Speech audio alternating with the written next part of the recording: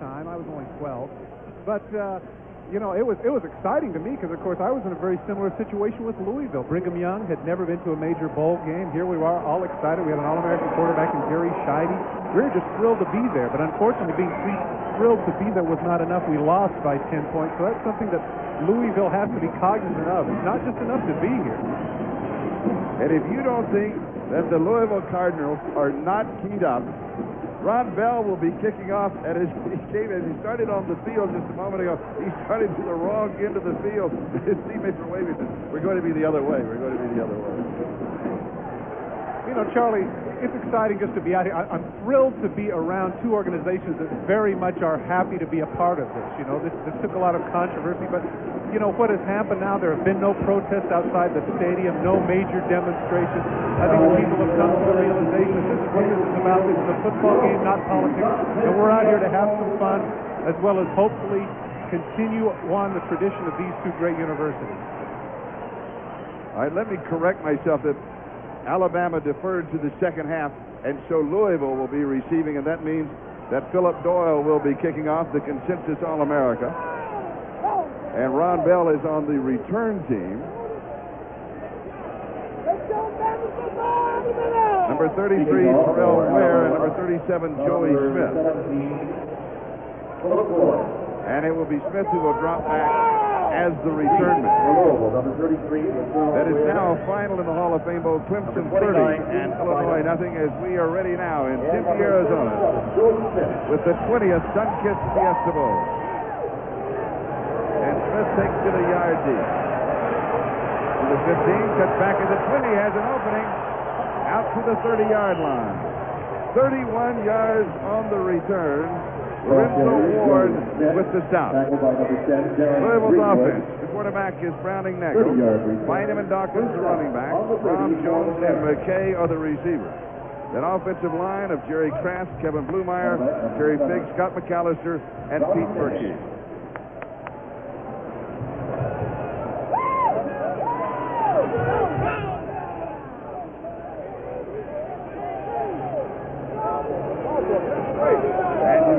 For Louisville to come out throwing, and they do. Nagle has the time, and he is going to scramble, not known for his scrambling ability, and then he completes the pass to Ken McKay. And he has it near the 50-yard line.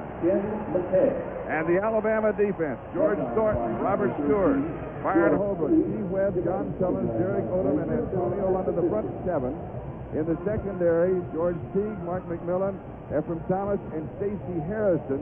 And in addition, Alabama will have 7 men in the secondary at times trying to cut off the passing attack of Louisville. A gain of 20 yards on the opening play. Play action fake again. And this time the pressure from the front three is too much.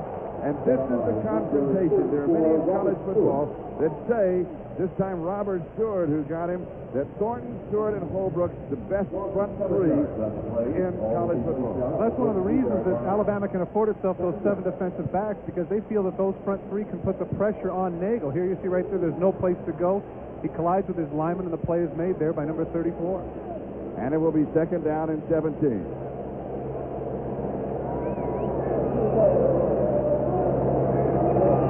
Strange number for a nose guard. Yes, it is. And here's again to Dawkins. And Dawkins goes to the 46-yard line of Alabama. One of the weaknesses, of course, the 7 defensive backs is you don't necessarily have somebody in the middle of the field. Now they're going with their hurry-up offense. And this is what Louisville told us, that they will be using the no-huddle offense to try and keep those defensive backs off of the field. And we asked Nagle, is this a problem? He said, no, not really. He says, he's been working on it the last 5 weeks. Play action. And it is tipped, intercepted. Alabama has the ball. Stacey Harrison with the interception. And the first turnover of the ball game. Well, that was good fortune for Harrison. McKay makes an excellent effort diving to come up with the ball, and it just comes off his fingertips, and it goes up into the waiting arms. Good protection here. Play action fake. He gets back in there. A lot of time. Just a little bit too far. Tremendous effort by McKay right here as he lunges, and there it pops up right into the waiting arms of Harrison. And so Alabama takes over at their own 35-yard line. First down. Harrison had 2 interceptions during the regular season.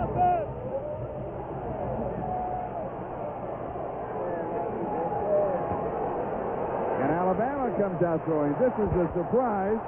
And Hollingsworth is brought down by Flores. That, however, is not a surprise, being sacked by Flores. Flores over the last 2 seasons has had 28 sacks.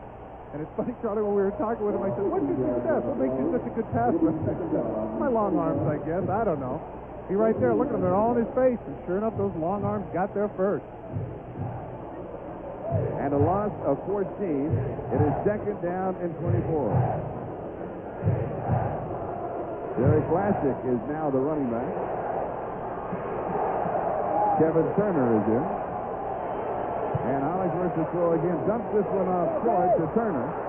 And Turner is out to the 30, maybe the 31-yard line.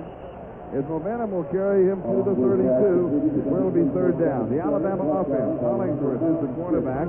Chris Anderson and Kevin Turner the starting running backs. Russell Finkley and Buskey are the receivers. At offensive line, Matt Hammond, William Barger, Robert Schultz, Clint Patterson, and Terrell Chapman. There's that offensive line. Third and 13. And the ball at the 32-yard line, so it's third down and 13.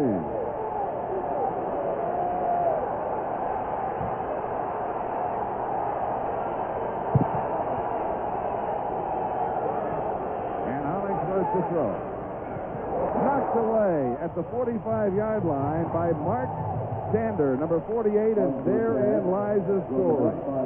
6 weeks ago, on Thanksgiving night, trying to break up a fight, he was stabbed. It just missed, the knife just missed his heart by about a quarter of an inch. He has recovered to start in this ballgame. And Mark Sander is 3 tackles away from the all-time record set by the great Chicago Bear linebacker Doug Buffon. And he doesn't look like he's having any problems at all. He felt like he was only going to play about half the game, but if adrenaline means anything, we're going to see Sander out there all over the place. Fourth down, Williamson to kick, and Joy Smith is the return man.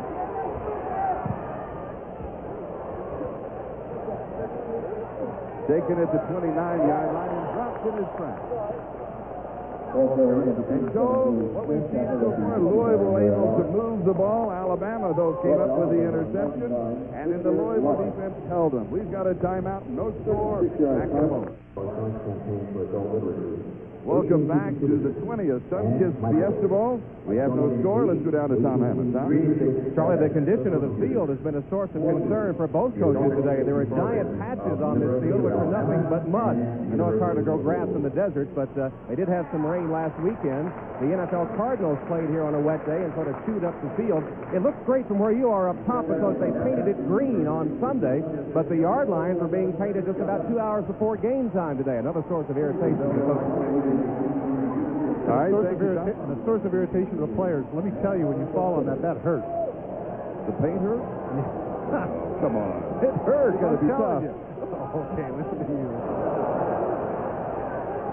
The quick pass right side is complete to Curtis Lipsey.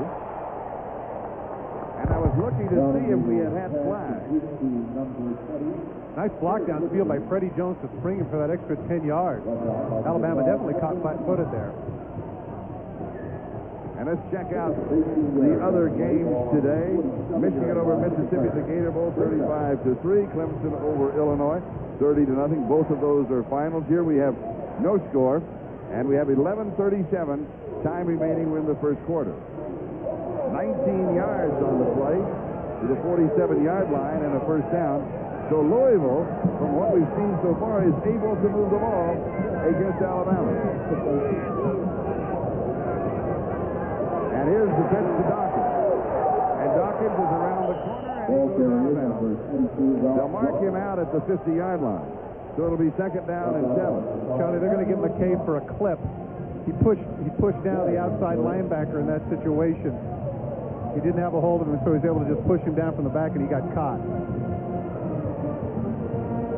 Theo Phillips is the referee.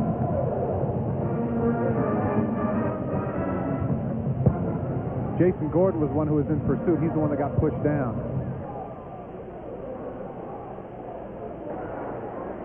We have a clip. on the offensive team. 15-yard penalty. Still first down. One of the things that Coach Snellenberger pointed out to us is that they felt that they had to run weak side if they were to run at all, because they knew that their tight end, McKay, who was an outstanding pass receiver, was not as strong a blocker. So coming to the point of attack, that was going to hurt them, and right there it cost them. Browning Nagle so far 2 of 3, 38 yards. He has suffered that interception by Stacey Harrison. And now the ball placed back at the 32-yard line. As a 15-yard penalty. Got a free 5.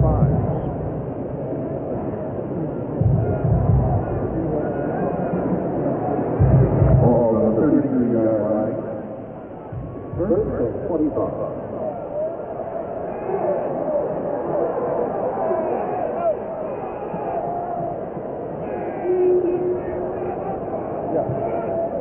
Play action fake. And a middle screen is set up to Ralph Dawkins. Dawkins to the 40, to the 45, to the 46-yard line. Number 22, Ralph Dawkins. So he picked up 14 yards. Brought down by number 90, John Sullivan. We check the other bowl game. In the fourth quarter, Georgia Tech big over Nebraska. And Miami out in front of Texas. 14 yards on the play. Blowing them away in the Congo. It's going to make for some arguments at the end of the day. Oh, yes, Who's number 1? That should be fun. Here they are with a hurry up. 2nd and 11 at the 46. And the pass is complete to Kim McKay, the tight end. And he's got 17 yards in the first down. Browning Nagle is doing an outstanding job of getting the ball away quick.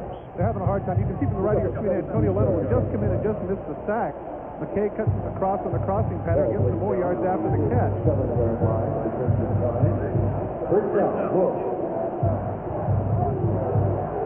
Browning Nagle, if they sit in that zone all day long, is going to pick them apart.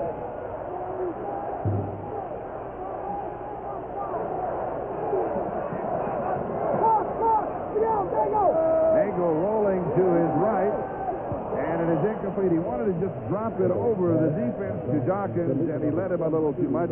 It'll be 2nd down and 10. The ball at the 37-yard line. That's a bad throw. I'm sure Browning wishes he had that one back. He had Dawkins wide open in the flat on the misdirection play and just threw it over his head. He is known for having the great arm, but not to be too mobile, but he has been pretty active so far. 2nd and 10, no score in the ball game. Just over 10 minutes to go in the first quarter. Swing right side is dropped by Curtis Lipsey, right in his hands, and it's incomplete. So it'll be 3rd down and 10 at the 37-yard line of Alabama. He heard Ephraim Thomas coming. Alabama's in a hurry. This is going to be interesting. Look at the speed factor right here. They're hurrying on as fast as they can to get on before they come up the line of scrimmage and call the play. If Browning Nagle's going to have this be effective, he's got to be quick with it. He's got to be ready to go. And he goes deep, and it is incomplete. Fred Jones, he laid it in there perfectly, and Jones juggled it for a moment. George Teague had the coverage. He couldn't hang on to it. Well, Browning Nagle tries to get up quick and get it away, and this is a terrific throw. It comes a little bit over the top of his head, but certainly a very catchable ball. Right in his hands, and right there, Teague punches his right arm and breaks it free. Good play there by George Teague. Give him credit, even though that was catchable. Klaus Wilmsmeyer will be kicking, and Chris Anderson is the returner. From the football hotbed of Mississauga, Ontario. Boy, they recruit a lot of them out of there, don't they? He's a good one, though. And Anderson just steps away. And Louisville tries to down it, but it goes into the end zone, breaks the play, contact there. It'll be a touchback. They'll bring it out to the 20-yard line. So with 9:57 left to go, first quarter, we have no score in the Sunkist Fiesta Bowl. This is Charlie Jones, Todd Christensen, 9:57 left to go, first quarter, at the 20th Sunkist Fiesta Bowl, and we have no score. Alabama with the ball at their own 20-yard line. Their running backs are Chris Anderson and Kevin Turner. And here is Anderson. Expected to carry the load today, and he'll pick up 4 to the 24. It'll be second down and 6. Reggie Johnson making the tackle. That front 7 for Louisville: Brian Hayes, Dan Gangwer, Ted Washington, Mike Flores, Reggie Johnson, Mark Stander, Pat Fitzgerald. In the secondary, John Gainey, William Blackford, Ray Buchanan, and Ricky McFadden.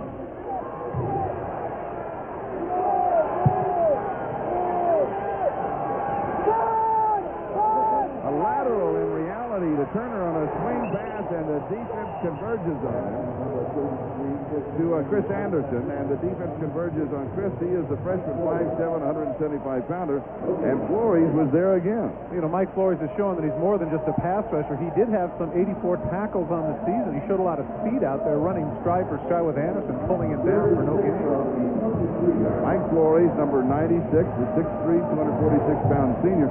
We asked him about the wingspan. He didn't know what his wingspan was, and so we said, well, what about your tie shirt? He said, what size tie shirt do you buy? He said, I buy extra large, and then I try them on to see if they fit. It was no help. He was no help at all. Not at all. Not at all. Third down. And Hollingsworth overthrows everybody. It'll be fourth down. Gene Stallings, the head coach, a very popular figure here in Tempe, of course, the former head coach of the Cardinals. And one of the reasons he was so popular, he had a commercial that he did here for a bank locally, and he did one of them with his mother. And everybody loved that commercial. Quite a family man. I was very impressed at the banquet. He made it a point to have his family stand up and be introduced. There was a bunch of them, too. Yes. Tank Williamson now. He'll be kicking to Joey Smith.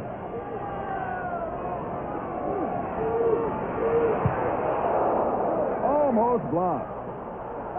And Smith will let it go. It takes an Alabama roll. But for the second time in the ball game, the Louisville defense has held the Crimson Tide. 50 yards on the kick and the roll. And here is Pat Fitzgerald as he almost gets the block. No score. We'll be back in a moment. Who's got the marketing plan? Fans at home might be wondering why this wasn't roughing the punter. Take a look at Tom Cavallo. He takes the exact right angle. So if he blocks the punt, he misses him. Look, he never gets touched. Tank Williamson goes down trying to draw the charge, or maybe the Golden Globe Award, but he got neither. And there is Cavallo, number 41.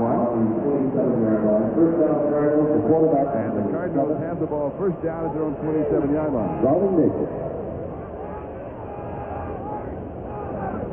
AC in motion. That's Cummings, and they give to the right side. Ball carrier is Pete Bynum. And we now have a final in the Citrus Bowl. Number 2, Georgia Tech, 45. Number 19, Nebraska, 21.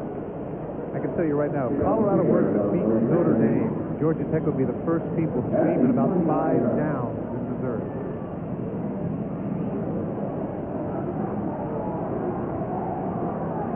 I think it's time to put the 5th down controversy to bed. I really do, because they spiked the ball thinking that it was 3rd, thinking they were going to the 4th. It's an official's mistake and not a team mistake. Play action.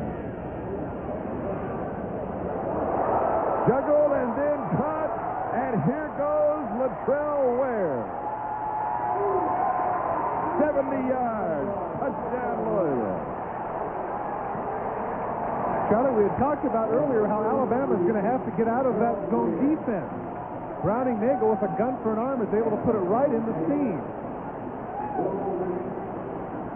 Doing an outstanding job of reading that defense. This is an out and up or a swing route, depending upon your terminology, that is run here by Latrell Ware.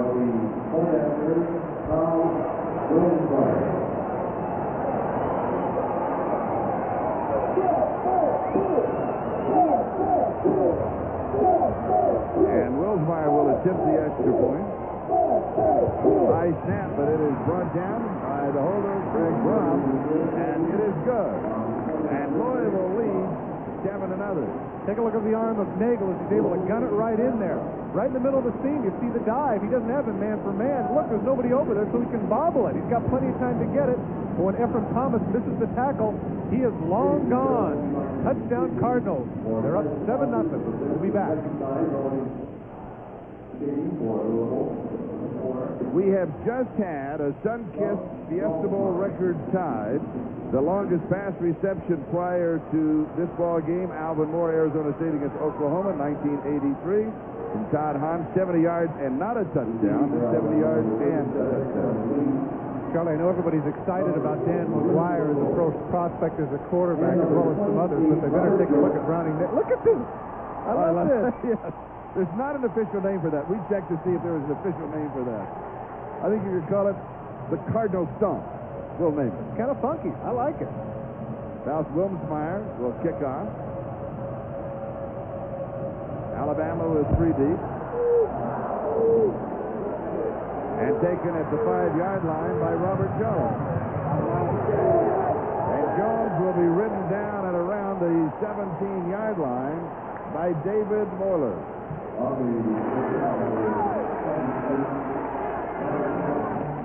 Stay tuned on NBC. Watch Steve Big Irish Orange Juice. And of course, Bill Walsh and Dick Enberg. O.J. didn't go to Notre Dame. No, but O.J. will be on the sideline of the Orange Bowl. Oh, that's what that means. Oh, that's what okay. Oh, yeah. All right. The man has a legion of fans, actually a legend of fans, too. That's what I said, the truth about it. And, of course, the Orange Bowl follows the Sunkist Fiesta Bowl. Alabama now trailing 7-0. And Chris Anderson gets the call, and he is stopped by Gangler and Ted Washington. Ted Washington, number 99, 6'5", a 308-pound senior, and you played against his father. Yeah, and when I found this out, I could not believe it. Well, I thought you were messing with me. No, you're always trying to make me feel old, and there it was. And sure enough, Ted Washington, a great linebacker for the Houston Oilers. From 73 to 82. I have the dents in my body to prove that man can hit. So can his son. Second down. Here is Anderson on the counter. And he battles his way out to the 24-yard line, and a flag is down. So there's a fumble underneath. And Louisville comes up with the ball. You can paint the afternoon red, but it is cardinal red as we'll take another look. Well, he cuts back right here, and right there you can see he's trying to shift from the right to the left. The ball comes up, hustling over there. Can't see. Is that Buchanan? Yes. Sure enough. That's only the 9th fumble that Louisville has recovered this year, but it's apropos that it would be Buchanan because he is the big play man in their secondary. He's their punt blocker, field goal blocker. This man can play. He's the young man who wanted to play wide receiver and initially was very irritated that he had to be moved to safety, but now I'm sure he's very glad because he's one of the leaders for the Louisville Cardinal defense. Mel Mills caused the fumble. And Nagle will try to capitalize immediately, and he goes to Curtis Lipsy. And Lipsy goes to the 18-yard line, where it'll be second down. Granted, we're early in the game, but I think it's important here for the Alabama defense to assert itself and make Louisville kick a field goal. And if they go into 2 touchdowns up, the way the momentum has definitely shifted to the side of the Cardinals, and Bama could be out of this game early. And this time Louisville sets up with the no huddle, forcing Alabama to stay in the defense or stay with the personnel that they have, and then he takes his time to make his call, and he gives to Lipsy, and he goes over the right side. It was second down and a little over 2 to go for the first down. Antonio London, who is starting at right linebacker in place of Spencer Hammond, who has the knee injury, is there to make the tackle at the 16. Third down, about half a yard. This could be an interesting call. I wouldn't be surprised to see them throw into the end zone. Play action fake into the end zone. Yeah, this is 4-down territory. What the heck? Boy, it's easy to do it up here, isn't it? But Coach heard me say that, they'd go nuts. 5.5 minutes to go, first quarter. Louisville leads 7-0, now trying to capitalize on the turnover. And the Alabama defense is there. Let's see the ball carrier. And Byron Holbrook, the senior from Haleyville, Alabama, makes the play at the 20-yard line. A loss of 4. It'll be 4th down. Big play. Big play for the Alabama defense. They needed to stop right here. You can see right there, he gets away from the pulling guard. Shows the quickness, inordinate quickness for a man 270 pounds. Stuffs the play where it stands. Now it forces Louisville to attempt a field goal. And Klaus Wilmsmeyer will attempt a 37-yard field goal. He was not supposed to kick field goals today. He's been bothered by a nerve injury in the groin area. And now we have contact and an exchange of punches.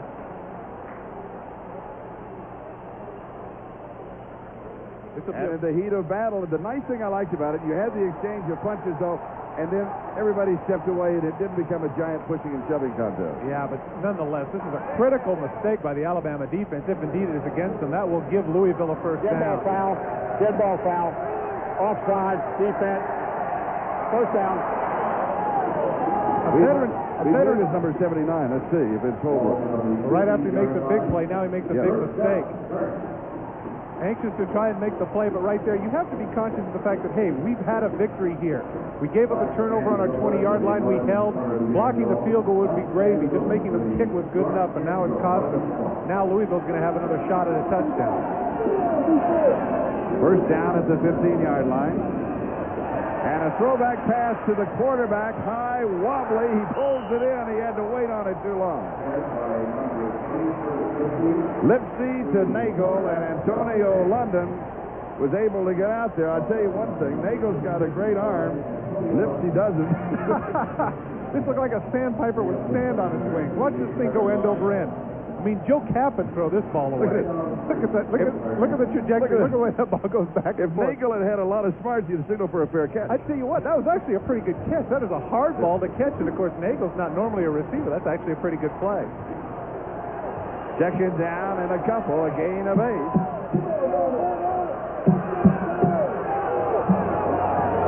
And Nagle rolls to throw. He wants to set up a screen. He was giving a lot of ground. The screen was not there. A flag is down. Cummings, the nearest possible receiver.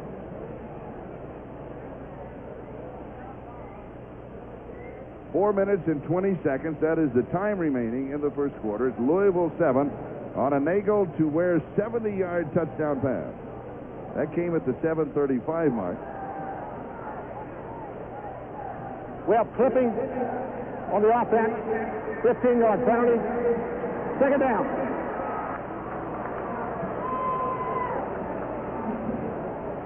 And we now have a final on the Cotton Bowl. Miami 46 and Texas 3. Not exactly the great game that anticipated, was it? No, it'll be a very sad evening in Austin. 6 in the secondary now for Alabama. Howard Schellenberger, the head coach of Louisville. I asked him, remember when he visited me? I said, is this a crusade? And he said no, and he took 30 minutes to tell us why it wasn't, which therefore, of course, meant that it was. Exactly. But it is. It's the tradition of Alabama. They expect to be in the bowl game. The dream of Louisville. In 5+ years, he has really rebuilt this program. And one of the things that I noticed, too, that when you talked about whether or not they're ready for big-time college football, boy, did he have an answer. He had a giant-sized chip on his In fact, it was a building, not a chip. Dawkins inside the 10. Dawkins to the 5-yard line.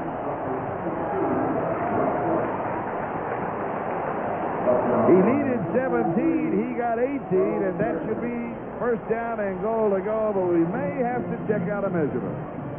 Charlie, far be it from me to be critical of the defense of Alabama, but after a 15-yard penalty like that, you're content to let them get 10 or 15 yards and kick the field goal. Right there, Alabama went with an all-out blitz. They came with 8, and there was absolutely nobody on Dawkins when he went out in the flat. Nagle now 7 of 11, 165 yards already, still with 4 minutes to go in the first quarter. 1 touchdown, 1 interception. 165 yards in the first 11 minutes of the ball game. Those are Detmer-like numbers. Heisman-like numbers.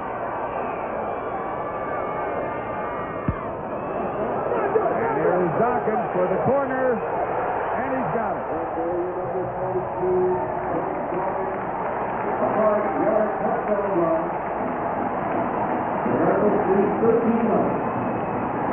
3:40 left to go in the first. And Louisville up 13-0 with the extra point to come. Charlie, Anthony Cummings is usually the guy that makes the catches in the end zone, but he had a terrific block on the corner man there that sprung him to get him into the end zone. Boy, that was a nice block by the little man. Wilmsmeyer with the extra point. And it is blocked. And I believe, was it Holbrook? Holbrook has been the star, the GOAT, and the star again as Holbrook blocked the extra point attempt. He had blocked 2 field goals during the regular season, so he is used to being there. Watch the arm over right there. He gets between the guard and center gap right in the middle of your field, number 79.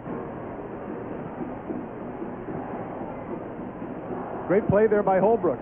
Now you're going to get a chance to see from ground level coming up. If you can see the left of your screen, watch who's on top of number 5. You'll see it right there going down. Anthony Cummings making a great block, enabling Dawkins to get into the end zone to put Louisville up by 2 touchdowns. First time Alabama's given up 2 in the first. Above the score, bring your own graphics. Mom and Dad, Nagle's biggest cheerleaders. And what a game. He is having 165 yards already. And what did his coach say about it? Isn't that interesting that when we were talking with Howard Schnellenberger, somebody who's coached a quarterback or 2 at his time, he was saying that this young man is as good as Jim Kelly. Now, that is saying an awful lot, but of course, this first quarter kind of proving the point, isn't it? And when he made that statement, everybody looked at him and said, yeah, sure, right. Yeah, sure, right. Well, he is right. He's a very good singer, too. He has a record out. All right, here's the kick. And Robert Jones. Jones is 15 to 20. Across the 25 to the 27-yard line. Let's go down to Tom Hammond. Charlie, you're talking about Howard Schnellenberger and his comparing Browning Nagle to Jim Kelly. Schnellenberger does know about good quarterbacks. His first experience with a great one was when he was on the Alabama staff. He went to Beaver Falls, Pennsylvania for several days, took Joe Namath by the hand and brought him to Tuscaloosa. He said he used all his money, all his clothes when they got off the plane. He was carrying the bag. He looked like the recruit. Namath looked like the coach. Took him over to practice. Bear Bryant invited him to the tower. That's when they knew how great Joe Namath was going to be. And I can see Joe doing it. And you know that it happened just the way that Tom told it. Backwards to throw. The pass is complete to Turner. And he goes to the 33-yard line where Reggie Johnson makes the tackle. We alluded to the quarterbacks that Howard Schnellenberger has worked with. Joe Namath, Owen Gabriel, Bob Greasy, Jim Kelly, Kozar and Testaverde. That's a pretty good half dozen. Not a bad group there, yeah. Hall of Famers and Heisman Trophy winners, and he said that Nagle's as good as some of those? Wow. High praise indeed. Second down. And on the draw, here's Turner. Turner to the 45. Whoa. Backpedals, 49-yard line of Louisville. First time that Alabama has been in Louisville territory and a gain of 18 yards on the play. Ricky McFadden with the tackle. Oh, well, if Ricky McFadden's the tackle of 8 yards, take a look at what happens to Ricky McFadden. Good job blocking downfield, getting Sander out of the play. Now watch 39 come up and take the forearm. Ouch! Right over the top of him. If he got the tackle, he got it with his foot because he ran right over it. And William Barger with the key block, the offensive guard for Alabama. Little play action fake, pass is complete left side to Martin Houston. Number 35, Martin Houston. Gainey makes the tackle on the play. And for Houston, that is only his 9th reception of the year. Had 8 during the regular season. We'll give Mal Moore, the offensive coordinator for the Alabama Crimson Tide, some credit right here. Their first 2 series go absolutely nowhere. Now they adjust a little bit with some draws, some short passes out in the flat, not taking too many chances. But with the one big draw play, now they're heading into scoring territory. Louisville wanted to take them out of the run mode and force them into the pass mode. But Alabama has been able to be successful in this drive in both areas. Little play action fake, puts this one up for grabs. It's intercepted. Should not have thrown this one. William Blackford with the interception. That's the very thing that has plagued Gary Hollingsworth all year. He had only 4 touchdown passes this season, but 14 interceptions. Flores doesn't buy the bootleg fake, and he doesn't want to get sacked, so he throws quickly. Blackford with a diving catch. Terrific snag. Usually you don't have defensive backs with those kind of hands, but man, I guess it's those tackified gloves, because once again, terrific catch. And so Louisville leading in the ball game by a score of 13-0. Move again on offense from their own 23-yard line. That's great when you take all those congratulations. Your hand can get sore. Because, man, they got some 90 players down there all come over to slap his hand. Incomplete. Behind Fred Jones. And in case you're wondering, we still have 1:49 left to go in the first quarter. Ephraim Thomas almost returned the favor there. They're all SEC safety. Anticipated that slant route and almost came up with the interception.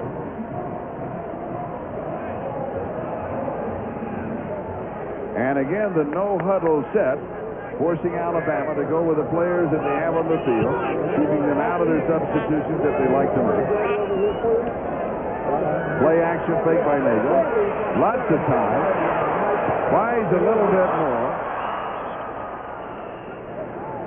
And the pass is incomplete. It'll be 3rd down and 10. Just as well as this was incomplete because the center Kerry Fig was at least 5 yards downfield. So that actually saved them a penalty by having that pass come up incomplete.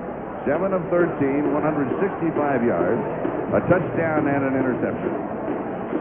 One of the things I like about Browning Nagle, Charlie, is he seems to see the field. He's able to come off his first receiver well. And on the collegiate level, that's one of the most difficult things for a quarterback. To be able to go to your second and third receivers. He seems to do a very good job of that.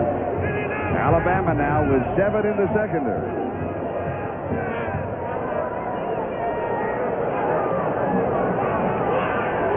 And a 3-man rush. And he goes deep, double coverage, caught at the 45-yard line. Fred Jones. First down. Charlie, you're exactly right. That was double coverage. What a terrific throw by Nagle. He told us that Freddie Jones is probably their best receiver. Look at the outside route. They got somebody on the outside, somebody on the inside, but the man on the inside doesn't get out quick enough, and Jones is able to make it out there, jump for the catch. Terrific throw by Nagle. And a gain of 22 to the 45-yard line. Freddie Jones is complaining over the fact that every time they seem to get inside the 30 or the 20, Anthony Cummings comes in for him and takes those touchdowns away from him.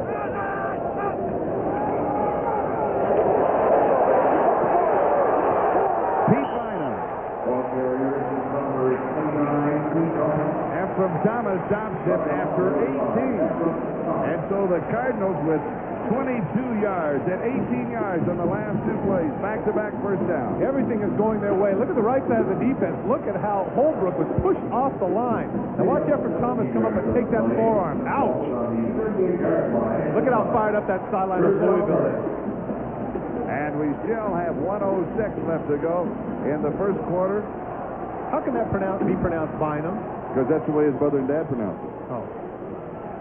All right. You're not going to trap me on that. Okay. Incomplete. McKay, the intended receiver. First down. Louisville 8, Alabama 1. Sometimes statistics lie, but there they don't. It's been an offensive show for Louisville thus far.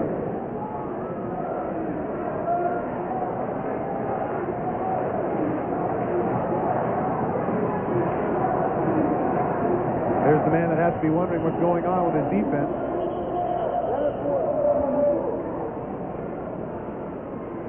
And we have official's whistle.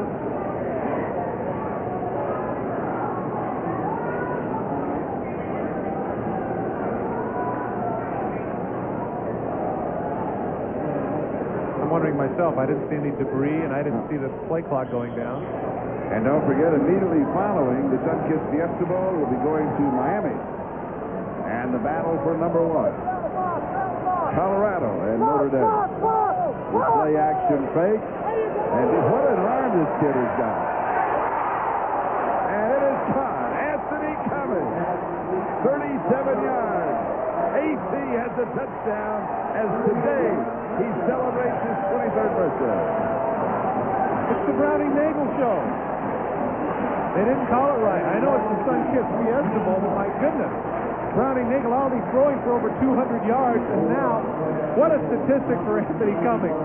That is his 101st catch and 26th touchdown. Going into this game, he had a touchdown for every 4 catches. Look at that. What a throw on the post pattern by Nagle. And now you know, as you watch the end of the play, why it is called a post pattern. Boy. Doggone it, I wish I'd have said that. I know. Oh, boy. Browning Nagle airing it all out, proving that Louisville does belong in big-time college football. Now they have to go for 2 because of the blocked extra point. 54 seconds is the time remaining in the first quarter.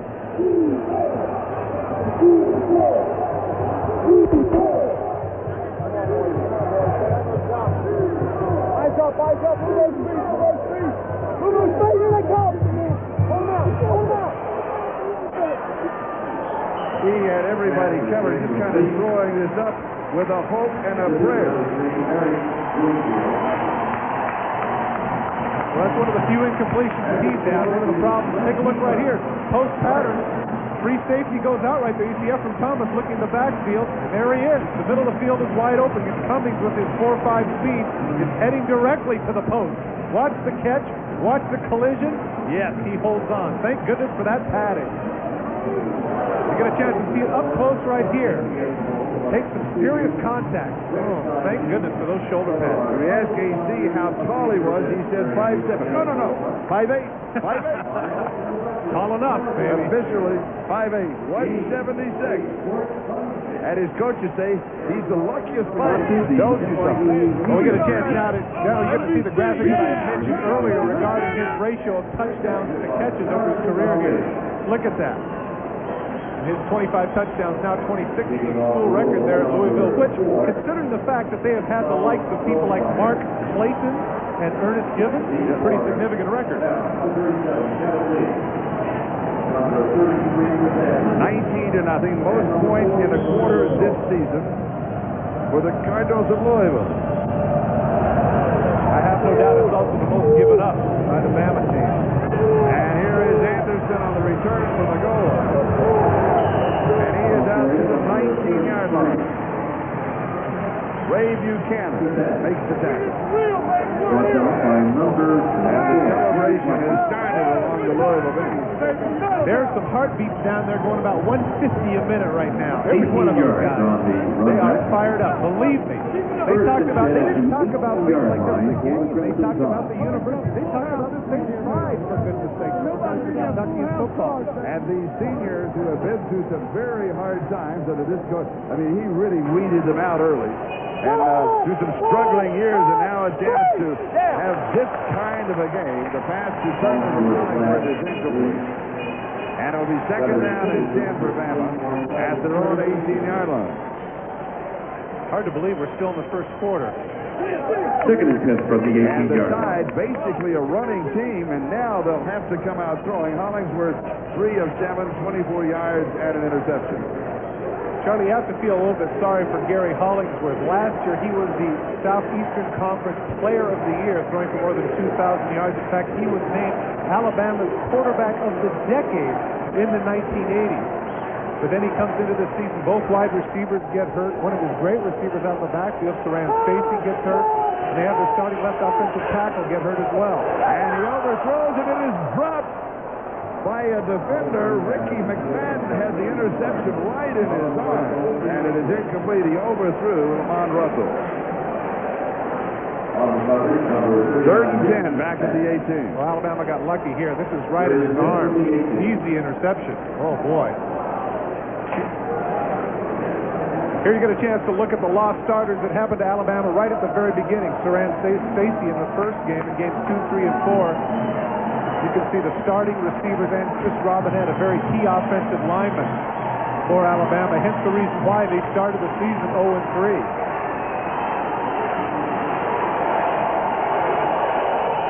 Third and 10.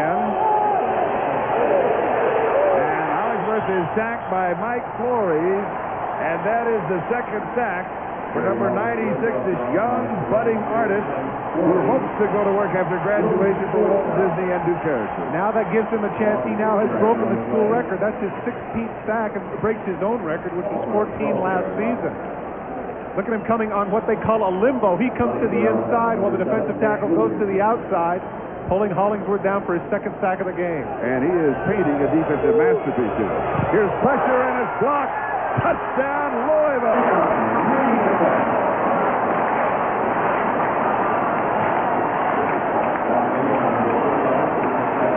Ray Buchanan, we had mentioned earlier, one of the big men and big play people for the Louisville Cardinals, comes up with the touchdown. But he's not the one that came up with the block. Let's see if we can get a chance to see it. The man that blocked it there, I believe, was number 28. And that would be Rene Coutu. Here you get a chance to see from the middle. Coming, look at it, laying out, just giving up his body. Bounces, what a fortuitous bounce. I'm sorry, the block was made by Ricky McFadden, the one who was run over earlier. Tremendous play by McFadden. Buchanan gets the gravy. Touchdown again for the Cardinals. The first quarter isn't even over yet. There's still a second left. The Bama fans have to figure, will it ever end? And Louisville goes for two. Big pass right flat. And Dawkins does not go in. And the score remains Louisville 25, Alabama nothing with 1 second to go, first quarter. Small consolation, but that was a nice tackle there by George Teague to keep him out of the end zone. I don't know if that's anything to build on, but Alabama right now has to be struggling. There's no doubt that early on Louisville wanted this one much more than Alabama did. It was much more important to them. You know, when I addressed the point to Gene Stallings during the week, I said, is Alabama suffering a letdown? Did they put all their season on the Auburn game? Was that the most important thing? And he said, no, I think that they're going to come out and play well, but clearly, Charlie, Alabama is not as fired up as Louisville coming in. The Louisville Cardinals 25, the Crimson Tide of Alabama nothing with 1 second to go. Number 33. In the first quarter. And number 40, Lorenzo Cole. It's funny, Coach Schnellenberger took us through the scenario that it would take for the possibility of Louisville possibly being the #1 team. You know, one of those things where you go all the way down so-and-so loses. I'm trying to remember all that was. I know, but one of them was Georgia Tech had to lose. They didn't That's lose. right. Okay, well, that one So you doesn't can count. forget that. Okay, yeah. 1 second to go in the first quarter. I got it. The Louisville Lindy. I like that. You like that? I like that. Okay. It's yours. Klaus Wilmsmeyer will be kicking off. And it is taken by Cole at the 18-yard line. And as he returns, the first quarter comes to a close. In the first quarter, Browning Nagle, the Louisville quarterback, 9 of 16. He threw for 223 yards, 2 touchdowns, and an interception. Welcome back to the 20th Sunkist Fiesta Bowl. Louisville leading 25-0. That is a Fiesta Bowl scoring record. Here is the pitch and the counter by Anderson. And he will go to about the 39-yard line. You'll take a look at the statistics in the first half. That 25 points, as I said, a record. That is a record for 2 teams scoring in the first quarter. Amazing. The big statistic there is the yards passing. 230 passing yards in 1 quarter. There's no way Browning Nagle could have even dreamed it would be like this. Oh, you can dream, but usually those kind of dreams don't come true.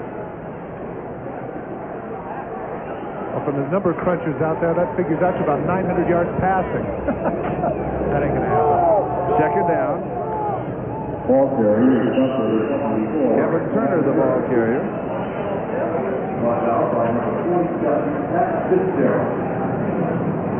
Pat Fitzgerald and Dan Gangler were both there.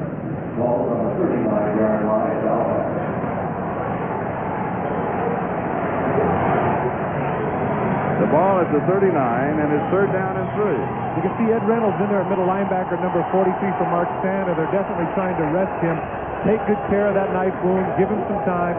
He figures he's going to play about 30, 40 plays.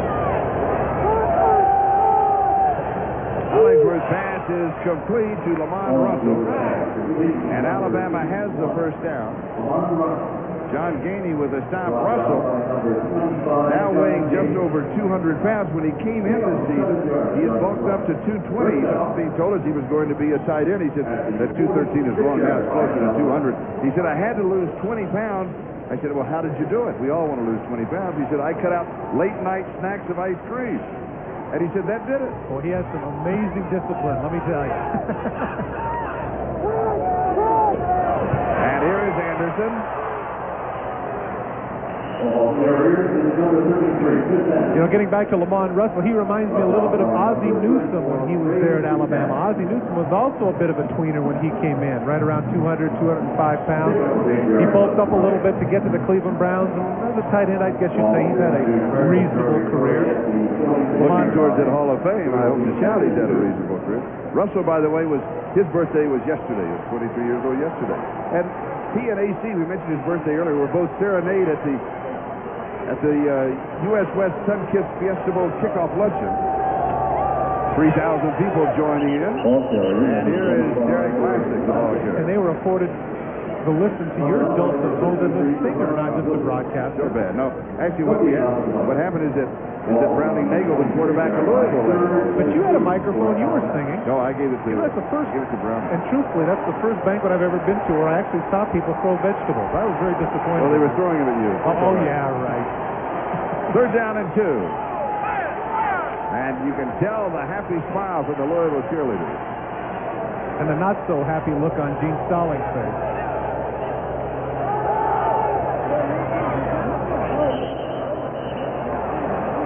Russell, the intended receiver.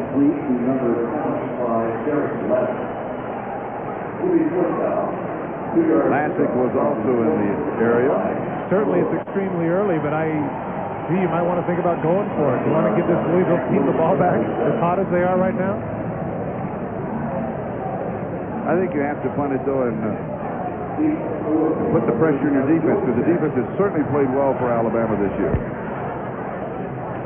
Joey Smith, the return man, he takes it back at the 5-yard line. Makes a couple of nice in-and-out moves. The flag is down. There may have been a face mask. He picked up 4 yards on the return following that 42-yard kick. Eric Washington was there for Alabama.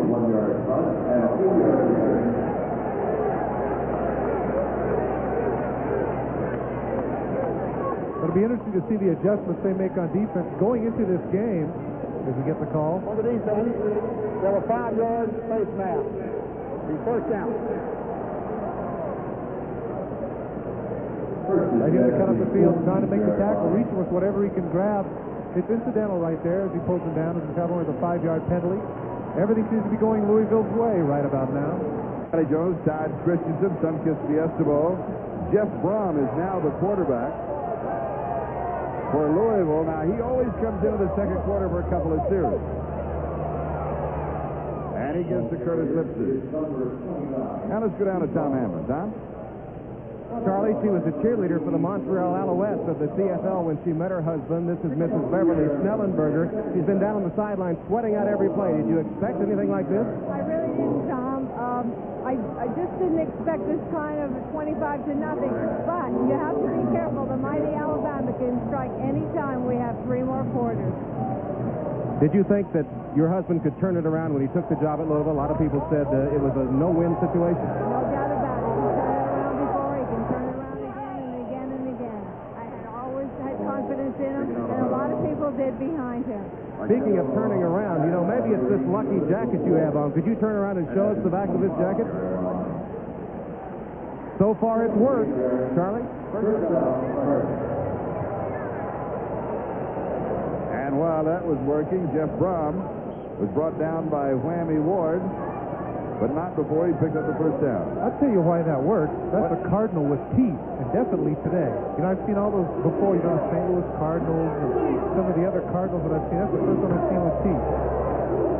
And here's Pete Bynum. They mean business. Definitely today they do. 11 minutes time remaining in the 1st half. In case you joined us late, you missed a lot of fireworks. And they've all been on the Louisville side. The Cardinals lead Alabama by a score of 25-0. You know, we get a chance there to look at Browning Nagle. I understand what they're doing and giving this young man a chance to play, but as hot as he was, maybe he's thinking, man, well, I got the hot hand. Let me keep going. Let me keep rolling 7. And he's brought down for a loss. Antonio London is the man who made the play in high school. He was a 6'8" high jumper. Well, this is the inexperience of the quarterback right here. He's running out of time. He's a good scrambler. He's got good feet, but he, in effect, runs right into Antonio London. London makes a nice play right there, getting a big sack for Alabama. Now a 3rd and long. And again, the Cardinals going very quickly without the huddle, forcing Alabama to go without their normal substitution.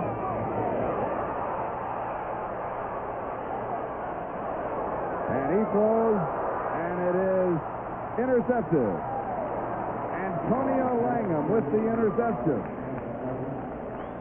The big thing you notice here with Louisville with Brom at quarterback as opposed to Nagle is the rhythm and the speed of the way things go. With the 7-step drops, you can see that Nagle would go back and throw. Right here you can see he's biding his time, doesn't know quite where to go.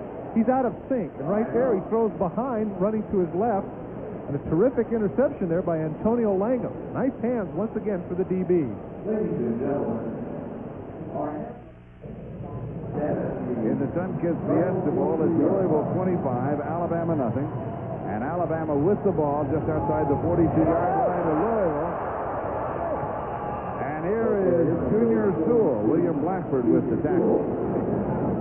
And so Alabama's offense now starting to show some bits of life. Antonio Langham with that interception, he had a key one in the Tennessee game. So maybe the Tide can get on the board.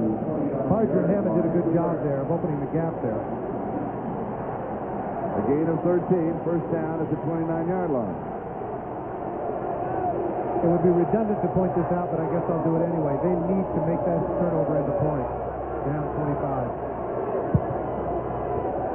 Hollingsworth, here's the screen. It is high but pulled down by Junior Sewell, and he is immediately pulled down by Ted Washington. Ted Washington did a good job of spying in there. They're trying to set up the screen off to the left side, let their pass rushers come up the field, but Washington saw it all the way. 99 right over the center. Take a look at him right there. He's double teamed. He's watching the quarterback. He knows right there. Look at that. He took off before the ball was thrown. He knew it was a screen. That's an intelligent defensive lineman right there, spying things before they happen. Of course, he's got those terrific bloodlines. That explains it. His dad, one of the great players in the NFL, playing for the Houston Oilers. Second down and 14. Play action fake, has time, steps away. He's going to run for it, head for the sideline. Ball carried. Not that bad a move for Gary Hollingsworth. Fitzgerald was chasing him for Louisville. Once again, Mike Flory's got in there and forces him out of the pocket. When we talked with Hollingsworth, he was explaining how they send the signals into him at quarterback. They signal in the plays he carries on his wrist, the plays, and they're all numbered. And they have a system where you touch your ear, that's number 1. Your ear and your nose, that becomes 13. And they have a whole combination of flashing signs that signals in not the play, but the number that it is on his wrist. So when you see right there, take a look at his wrist when he looks up there. That's where he knows he has it. That's a very simplified system. I think that's a good idea. It's a good system, isn't it? Third down and 9. Incomplete. Johnny Finkley, and it was very catchable. Well, I think Hollingsworth could have thrown a little bit better. You can see the ball kind of wobble, but definitely that was a catchable ball.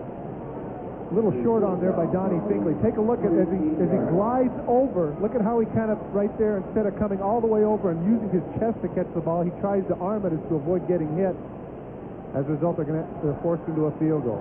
Field goal attempt from the 36, an attempt of 46 yards. Now, Doyle, the consistent All-America kicker, has hit this year from 47. In his career, he has hit from 53. And they expect him to make these. And does he? No, he misses from 46 yards away. We've got a timeout, and Louisville has the big lead. The quarterback for Louisville, number 11, Jeff Brom, sophomore in high school, Mr. Football in Kentucky. He and his brother attended Louisville Trinity High School, 4.0 student, class president, recruited by the major schools across the country, and he is here as the future of Louisville. Here is Dawkins on the pitch. And Dawkins continues to do what his coach told us. He said, watch the yardage that he makes after there's been defensive contact. He does a nice job of breaking tackles here. I like the way this young man runs. And certainly the Alabama defense has been softened up because of all the passing that's occurred in the first quarter. Take a look. The pull out here. It's a nice block here on London to push him to the outside. Cuts back. Now how many? 1, 2, 3. 3 tackles. He runs right through 4, 5. 6, 7 before they get him down. Terrific run. 14 yards to the 42, first down. A lot of successful runners have that physique around 5'9", 207. There's a fellow in Detroit by the name of Sanders who has a similar physique. And here is the reverse, and Alabama is there. And this is the reverse to his brother, Greg Brom. And I have a feeling Greg, after the handoff, looked up and said, why me? I was going to say, that's all well and good to have family togetherness, but he just got hammered there. Both Langham and Thornton took the hit on him. Steve Webb also there.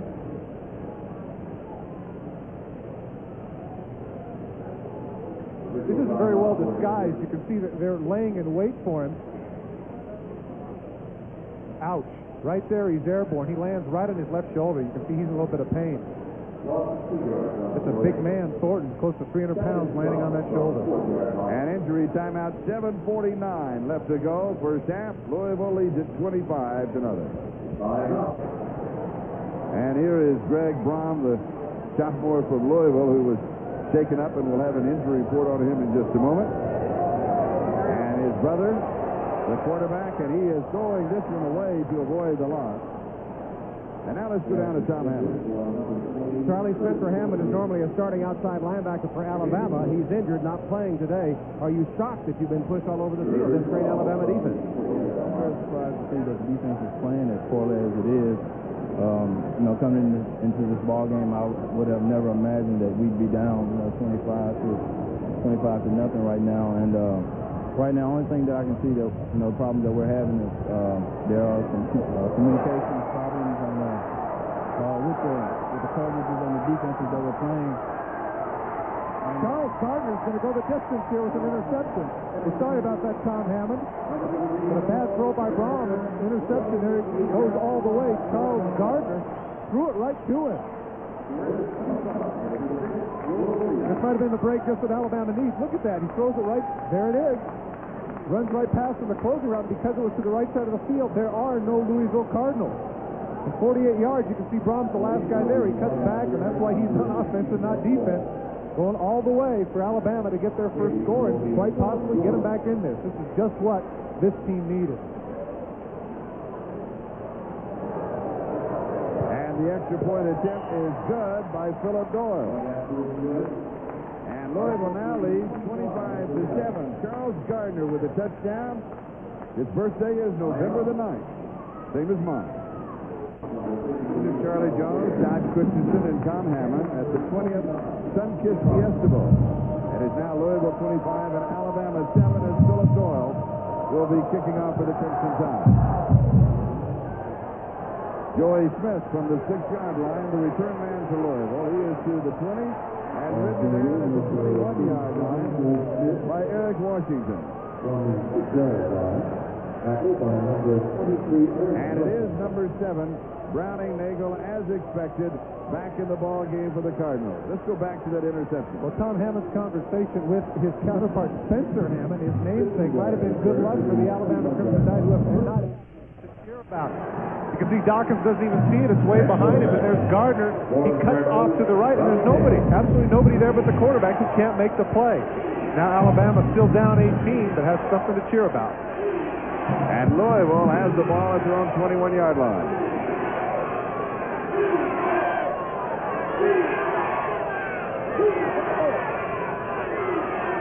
And Nagle is looking right into the sun.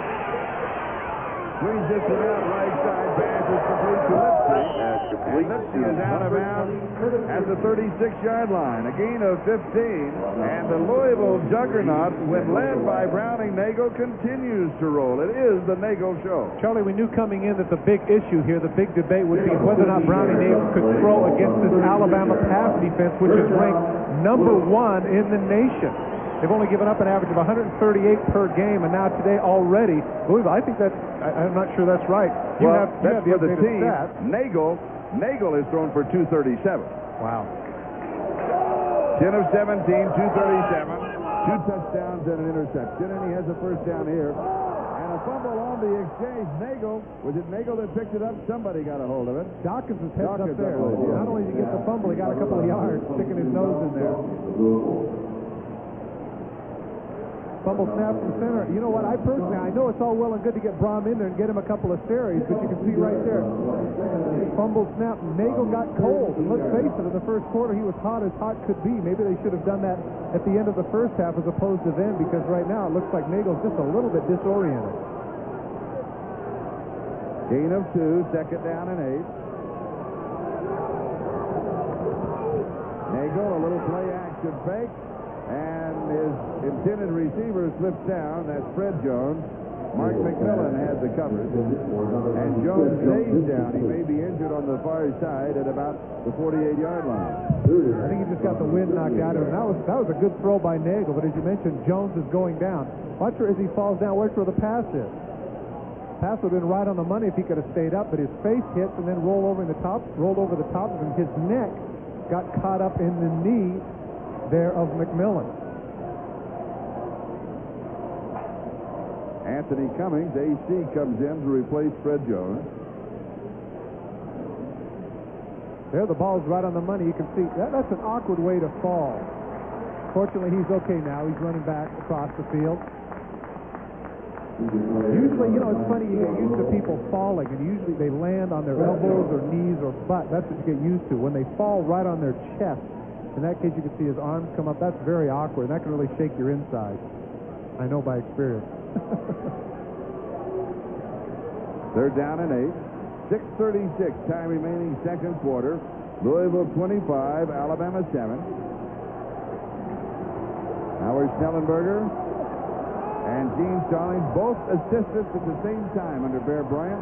They faced each other in the red-white game, a lot like this one, except it was spring football at Alabama. Nagle is going to keep, and he goes to the 45. Looks like he'll be about a yard shy of the first down. Stacey Harrison was there to stop him at the 45. Of course, in the collegiate game, they don't have the slide rule like they do in pro football. And Browning Nagle would have been better advised not to slide there. If he'd have stuck his shoulder down, he would have got the first down, but he went for the slide, and as a result, he is about a yard short. So give the Alabama defense credit. They stopped him there. And look at Nagle looking at the sidelines, thinking about wanting to go for it. I think they will go for it. It is 4th and 1.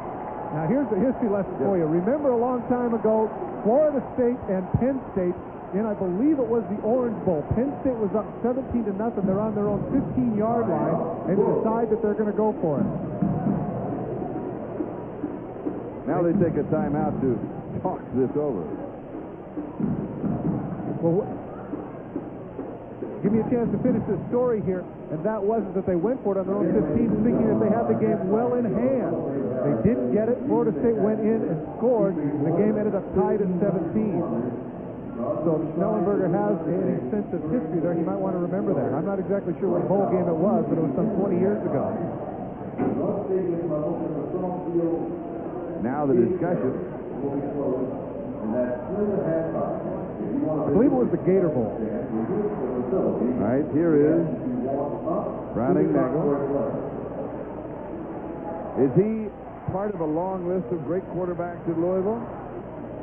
Now, look, I'm not sure that those names make the hairs rise in the back of your neck there. Maybe he is the beginning of another long list. Well, that could be. I think they did have one quarterback, though. Oh, yeah. What was that guy's name again? Johnny Unitas. Ah, yes. Quarterback for the Steelers. Oh, no, the Steelers cut him. That's right. That's right. Amazing, isn't it? Look at that haircut. That's great. And oh, of course, the high top. And notice the number, and he just turned it upside down. Very good. Isn't it interesting how things can be cyclical? You'll see a lot of high top shoes out there today. And Louisville is going for it at 4th and 1.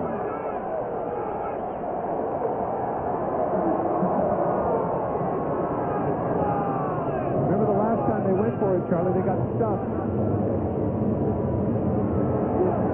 First down. Curtis Lipsy picks up the first down. Charlie, this is a microcosm of a much bigger thing. This is not just a football game to the Louisville Cardinals. Not only are they representing the state of Kentucky and all of that in college football and all these melodramatic things, this is so much more important to Howard Schnellenberger. He told us that, interestingly enough, people don't realize that Louisville is within a day's drive of, I think it was 2/3 of the population in the United States. This is crucial to their recruiting program, the success of this game. First down at the 47-yard line. Play action. Nagle rolling to his right. Throws downfield. Pass is complete to McKay. And it's a first down at the 30-yard line of Alabama.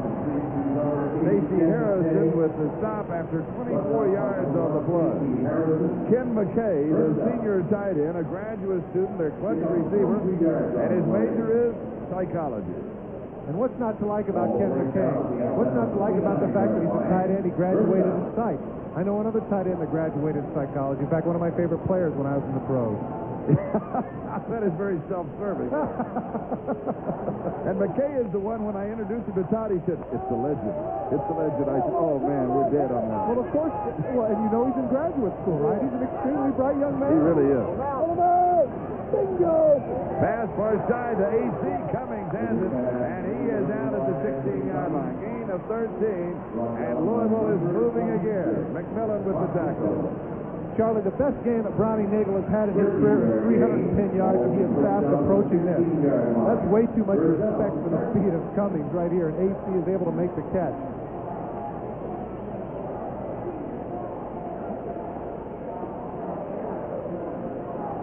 Happy young man. I got a big charge out of him. Nagle now 12 of 20. He's thrown for 275 yards, 2 touchdowns and an interception.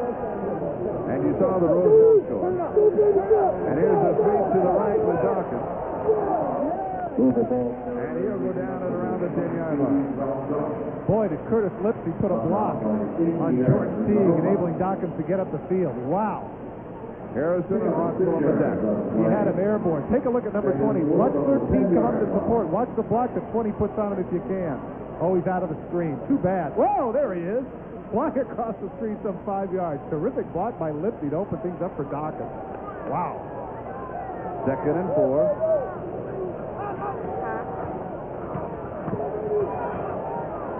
And Lipsy gets the ball here, and he will go to the 6-yard line. And that's going to be close to the first down. Curry with the tackle along with Stacey Harris. You know, the frustration of the Alabama defense is evident here. Nobody ever accused the Louisville Cardinals of having a terrific running game. But when they continue to get 4 or 5 yards to pop and push it down near the goal line, you can see the Alabama defense has to be tired because they've been on the field so much. And officials timeout for the change to come in. And a reminder, stay with us here on NBC today. From the Sunkist Fiesta Bowl under the sunshine of Tempe, we'll be moving to the Evening Bomb of Miami, Florida, and the Federal Express Orange Bowl.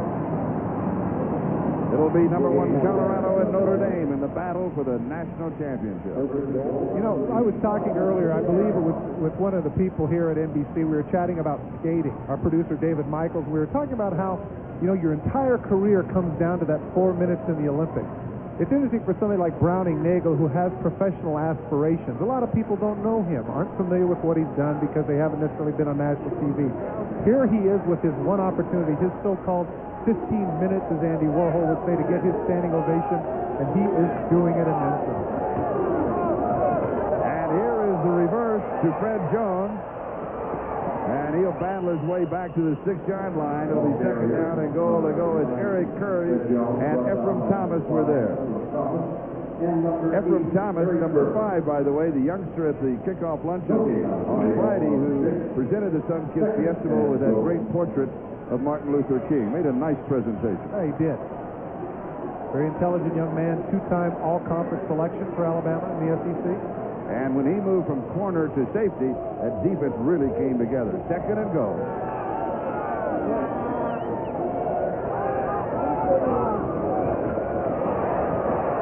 The 1-yard line is Curtis Lipsy and Ephraim Thomas, all SEC, again in on the tackle. And he needs to make that tackle because that was a nice play fake. Everybody assumed that Nagle was going to go with the bootleg, and when Lipsy went inside, if Thomas doesn't make that tackle, it's sick. And an Alabama player injured.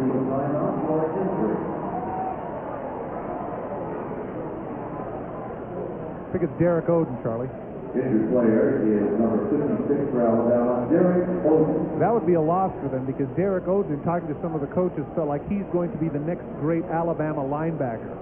They have a rich history. Leroy Jordan, Woody Lowe, and more recently, such names as Derek Thomas and Cornelius Bennett. Take a look at the shot that he takes to his noggin here. Derek Oden. He arrives in a bad mood.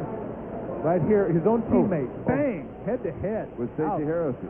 Terrific shot there. Thanks, Peter. Peter Bleckner, our director, giving us that shot. There's a headbutt from his teammate there, Stacey Harrison. And now you know why they have those pads. Look at how his name is up right there. That's because of the neck brace that they wear to prevent such collisions. If he doesn't have that neck brace on, that might be a lot more serious. Jericho's a smaller, faster version of a Matt Millen, he looks like to me. He arrives in a bad mood. I like the way he tackles. Just outside the 1, third down, goal to go. You talked with Matt Millen last night on the phone on New Year's Eve, I understand. You wish him a Happy New Year? Heck no. Guy's the luckiest guy on the planet. Playing with that great team, getting cut from the Raiders. He doesn't need any Happy New Year. Over the top, and Lipsy is crushed. John Sullen. Ephraim Thomas. Oh, they were up in the air waiting on him. Bragg Rockwell on the outside as well right there has his legs. Nice job by number 41, and of course Sullen's coming to finish him off. Great job from the corner, and that's going to force them to kick a field goal. Sullen's all-SEC and the leading tackler for the Crimson Tide. A field goal will be attempted. Great play.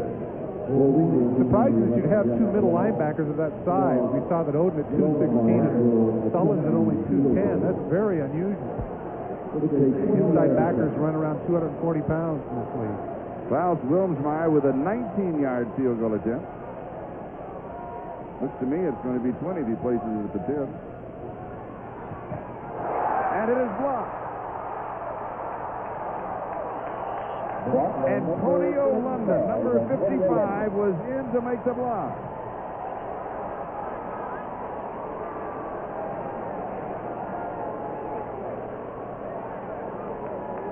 Earlier, you had a chance to see Holbrook come in. Now look at London taking the rush from the back. This is legal in college football. He can run and jump, and sure enough, look at the vertical.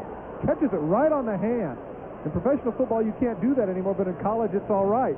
They push the lineman up. Look at, wow. And remember, I mentioned earlier that in high school he was a 6'8" high jumper? Now you know why. London's got some hops. Oh, yeah. Once again, an undersized linebacker in 205. So Alabama will take over at the 20-yard line, first down. Slight shift of momentum here. 2:06 time remaining first half.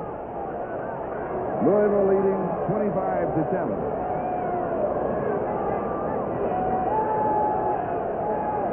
Hollingsworth is dropped at the 18. He'll lose a couple. It'll be second down. And Dan Gangworth with the third sack of the ballgame for the Cardinals. You know, Dan Gangler is quite a student. I was interested to find out that one of his major subjects that he was interested in was World War II and Nazi Germany. Second and 11. They mark it at the 19. I like to hear that. I like to read about young people being interested in history, understanding what got them to where they're at. From the shotgun, knocked down. Turner, the intended receiver for Brian Hayes, made the play. Not a terribly effective 2-minute offense at this point for Alabama. Third down and 11. The frustrated coach right there, Gene Stallings. This isn't what he had in mind coming back to Phoenix. Hollingsworth 5 of 13. He has thrown for only 26 yards and has been intercepted.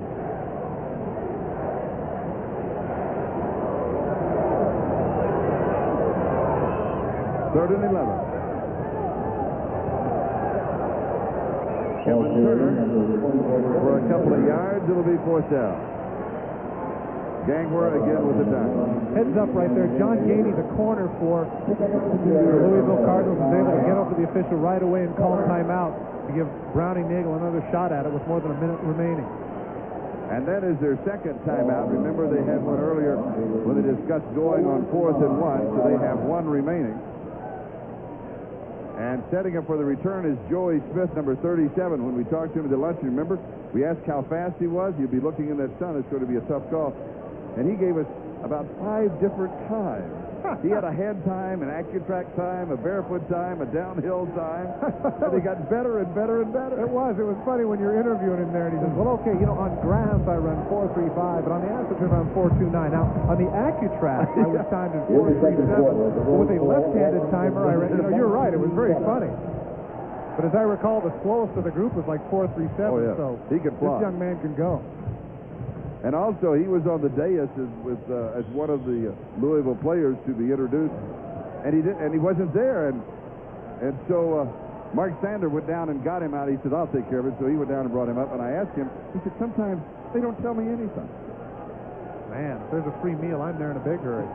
Tank Williamson will be kicking.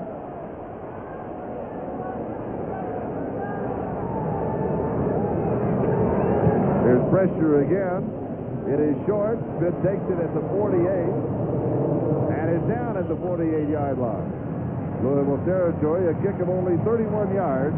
And again, it was Eric Washington who's had a very good ball game on the special teams for Alabama down making the tackle. 1:13 left to go in the first half. And as you see, the Cardinals lead the Crimson Tide 25-7 in a major upset in the working. And the key has been the quarterback for the Cardinals, Browning Nagle, with a simply awesome first half.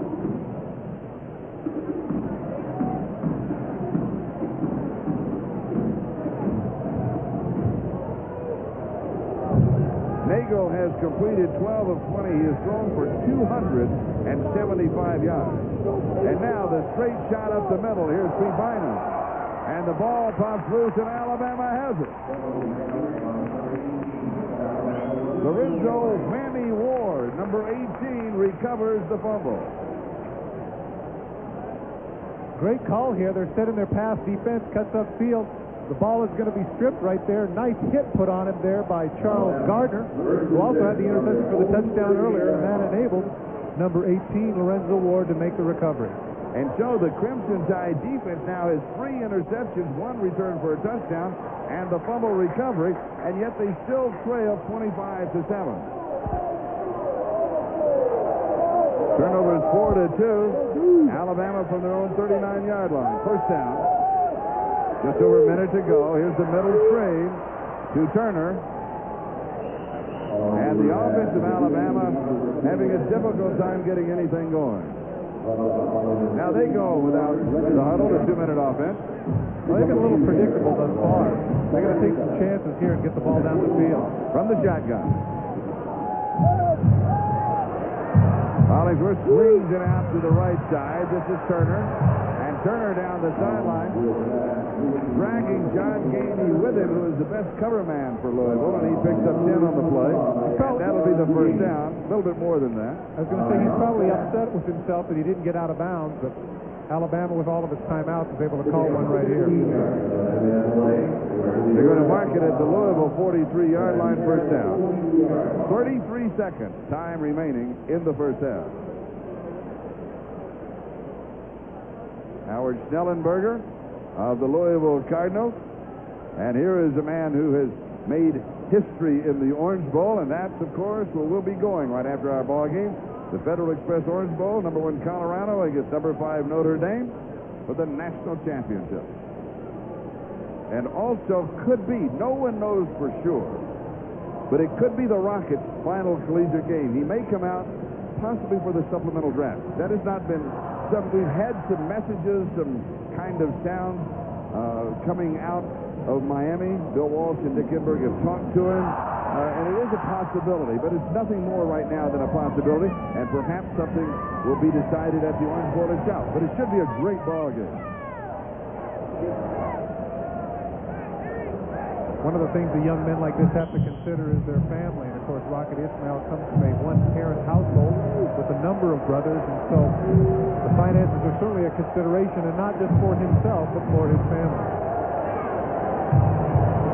First down at the Louisville 43. 33 seconds left to go in the first half. Little swing right side. And it's Martin Houston on the receiving end. Tom Cavallo makes the tackle. You know, at this point in the game, Gary Hollingsworth can't be concerned with interceptions. He's got to throw the ball up the field. I know that the game plan had short passes and things of this nature, but once you're down by 3 touchdowns, that's got to go out the window. With only 27 seconds left in the half, what difference does it make if you get an interception? You've got to take some chances and get up the field. Second down. Kevin Lee comes wide to the near side, and he is the speedster, a freshman who won all kind of high school track awards. The pass goes to the other side, and that is Lamont Russell. He pulls it in for the first down. 15 yards, just outside the 30. 15 yards on the play, first down for Alabama. That's a 31-yard line. It was Donnie Finkley on the receiving end. Now he goes downfield and is incomplete as he overthrows Lorenzo Cole.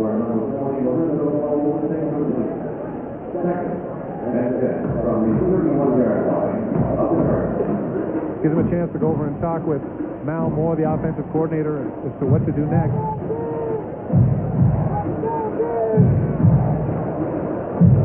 Second down and 10, just outside the 30-yard line, 13 seconds left to go in the first half.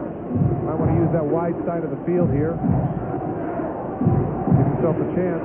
When you throw to the weak side of the field where the hash marks are set up in college football, you're cutting off 2/3 of the field. You might want to look left. And again, the speed for Kevin Lee wide to this side. They hand off inside.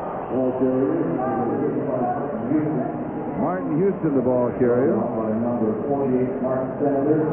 And Alabama stops the clock with 8 seconds left to go in the half. I'm surprised with that call. I'm surprised. I'm dumbfounded. I don't understand that at all. You know, you come up second and 12, and you go to the fullback in the middle of the field. I understand the mentality, the surprise tactic here, but what if he does get the first down? The clock might run out at the time it takes for him to get the run.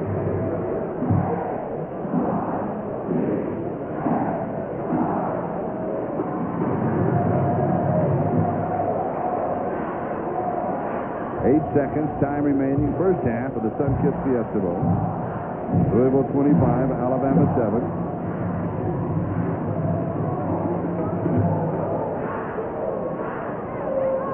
I know we've had some one-sided scores in the bowl games today, but I'm not sure we've seen as big a surprise as we've seen in the first half here, engineered by this man, Howard Schnellenberger, the Louisville Cardinals. Their record is 9-1-1. And when we asked him about a national championship, he said we're there, but I think what he was really saying is we're almost there. We are so very, very close to operating continually on that level. Of course, that's what he wants to do. Well, the quote that keeps making the papers from Howard Schnellenberger with regards to a national title is that it is going to come through Louisville. The only variable is time. Hollingsworth throws, pass is incomplete, stops the clock with 4 seconds now to go. Quickly the intended receiver. And let's review the scores of the ball games that we were talking about. Michigan over Mississippi in the Gator Bowl, 35-3. Clemson shuts out Illinois, 30-0. Georgia Tech over Nebraska, 45-21. Miami destroys Texas, 46-3 in the Cotton Bowl. And here it is, Louisville 25, Alabama 7. And a 49-yard field goal attempt by Philip Doyle. And he is now 0 for 2. Doyle missing from 46 and now from 49 as the first half comes to a close with the score, the Louisville Cardinals 25, the Alabama Crimson Tide 7. And this is the 20th edition of the Sunkist Fiesta Bowl. And now, let's go to 75 yards. It seems like everything that he threw was in the arms of receivers. Touchdowns, we get a chance to see Cummings going to the post literally and figuratively right here. Take a look at the safety vacating the middle of the field. Here he comes. And Nagle leads him perfectly. Look at how he barely even breaks stride. Catching it right on the 5, and then the 5 catches the post right here. Thank goodness for that padding, and Cummings is okay. And at that point, the Cardinals went up by a score of 19-0. And again, this youngster Nagle, and Howard Schnellenberger, the head coach of Louisville, talked to us about this. He said, if I would have had him for 4 years, he was at West Virginia for a couple of years, and they changed from a passing team to an option team, and so he came to Louisville, who had recruited him earlier. Schnellenberger said, if I had had him for 4 years, they would know about him just like they knew about Jim Kelly when he had him in Miami. Truthfully, when he said that, I was very cynical. Yeah. You know, coaches are prone to hyperbole, but after watching this first half, I might agree with you. Yeah, I think that you have to agree with him over what he's done the first half. Howard Schnellenberger. He has turned the program around in the last 5.5 years. When he came to Louisville, even Gene Stallings said it was the worst football program in the nation. And now he was here, and what does he do that moment in the locker room before they come out in the biggest ball game in the history of Louisville? Let's listen in. This was taped just before the ball game. Any idea the strength that's down inside this football team? They don't have any idea. No way. They don't have any idea what you put into this thing. They don't have any idea that it means more to you than it does to them. They don't have any idea what it means to them. That's fine. Now it comes the time to play. The beauty of it is you're trained to do it, you're proficient at it, you're experienced at it, and you've done it. You relax, go out and turn it loose. Relax, go out and turn it loose. Do that just like you've done it. Again, we'll take care of itself. If you ever think about the score, first play of the last. Last go around. Come on. Think about the next play. And in the first half. Because it has been this man, number 7, Browning Nagle, who has completely dominated the first half. 12 of 20, 275 yards, 2 touchdowns, and 1 interception.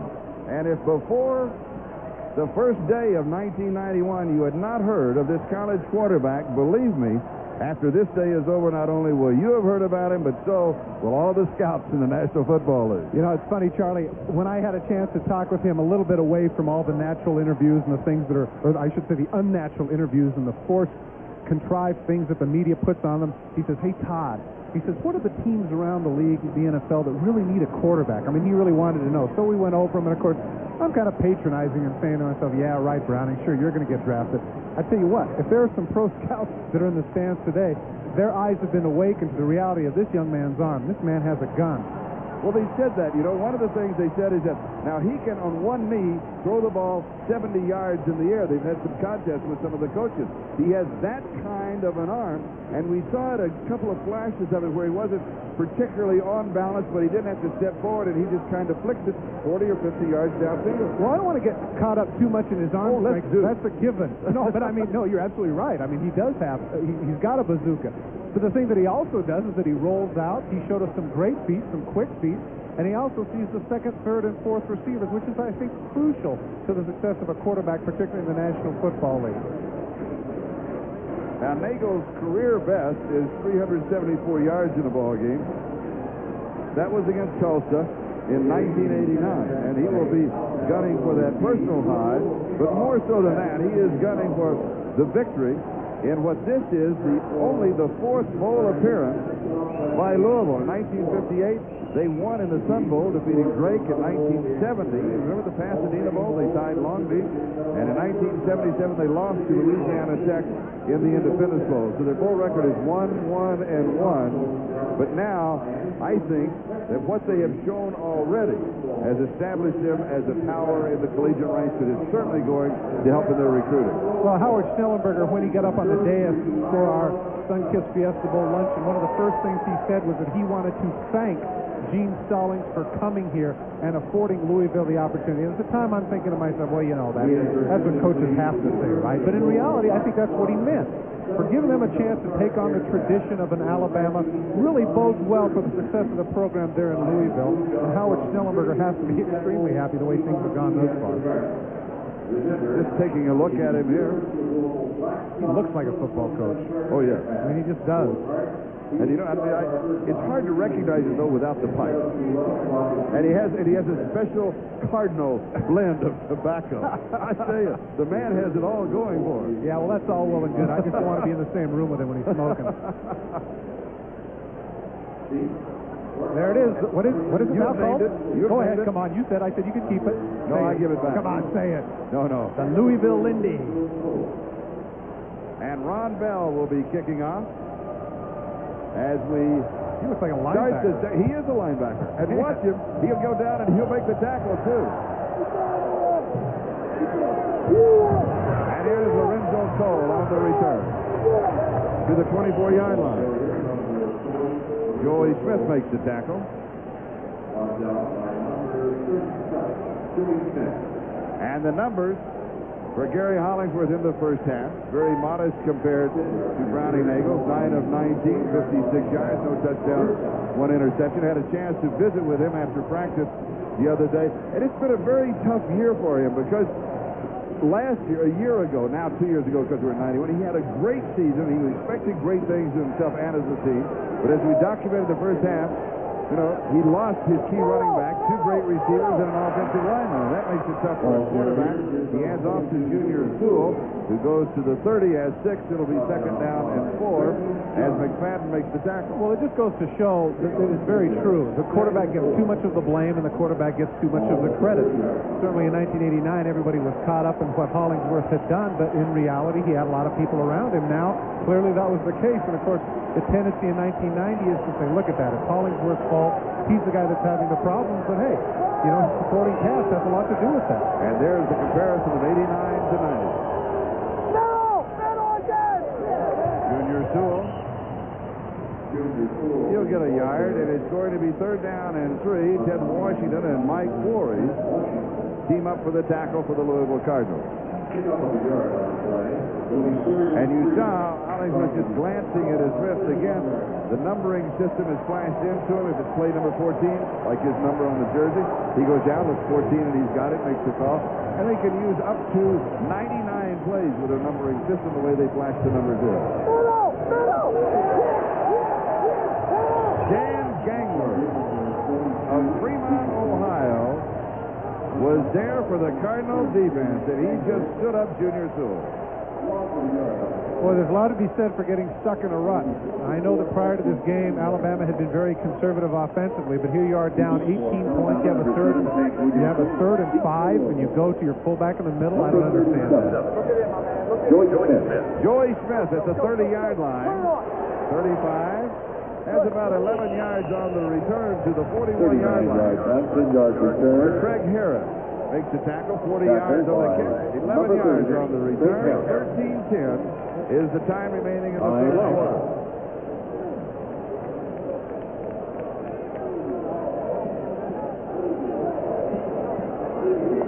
State Batteries, now #1 with over 180,000 dealers across the U.S. and Canada. By the Upjohn Company. If you're concerned about hair loss, see your doctor. And by Domino's Pizza. Hot, fresh, delicious pan pizza. Domino's Pan Pizza. Nobody delivers better.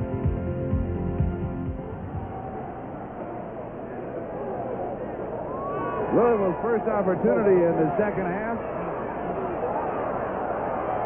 Nagle scrambles and throws. The pass is complete to AC, but he was past the line of scrimmage.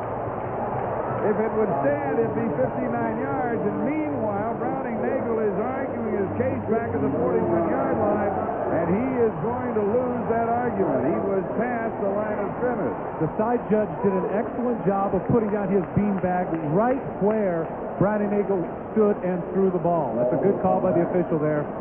Browning Nagle didn't get robbed.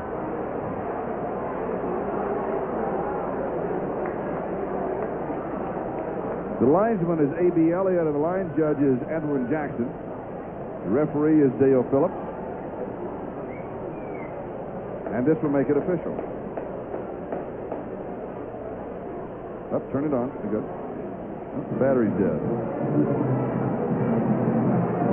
Lawson down. 2nd down.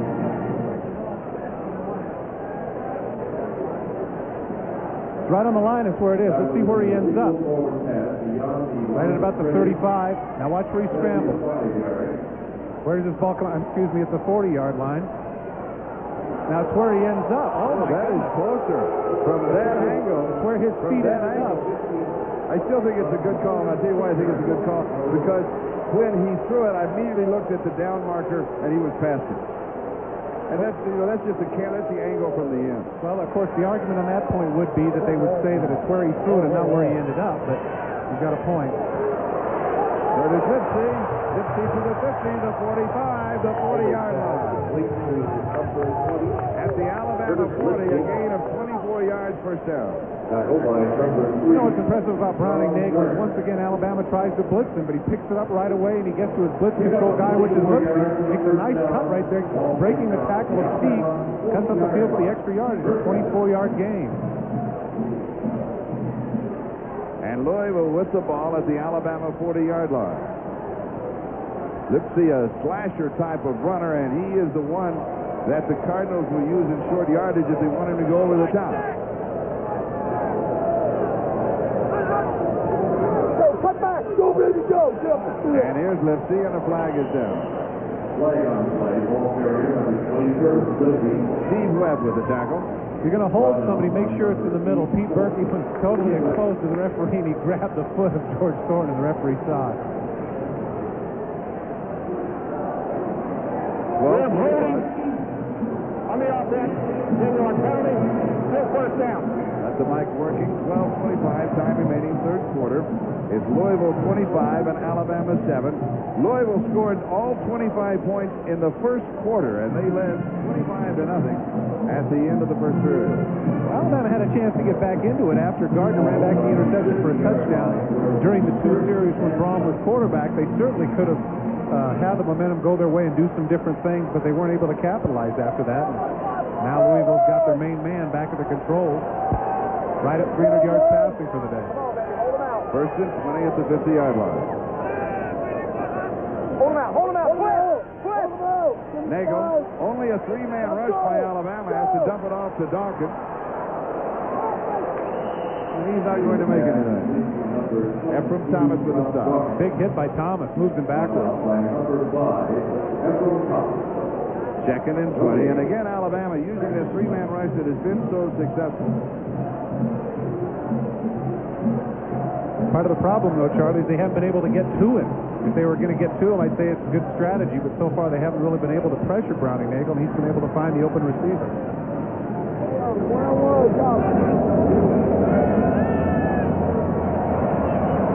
And he fires on target to McKay, and McKay to the 15-yard line.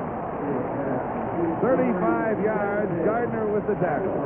Exactly what happened there. They rush with three people, and they go back into their zone. And McKay is able to find the seam right in the middle. Take a look at the cavern right in the middle of Browning Nagle.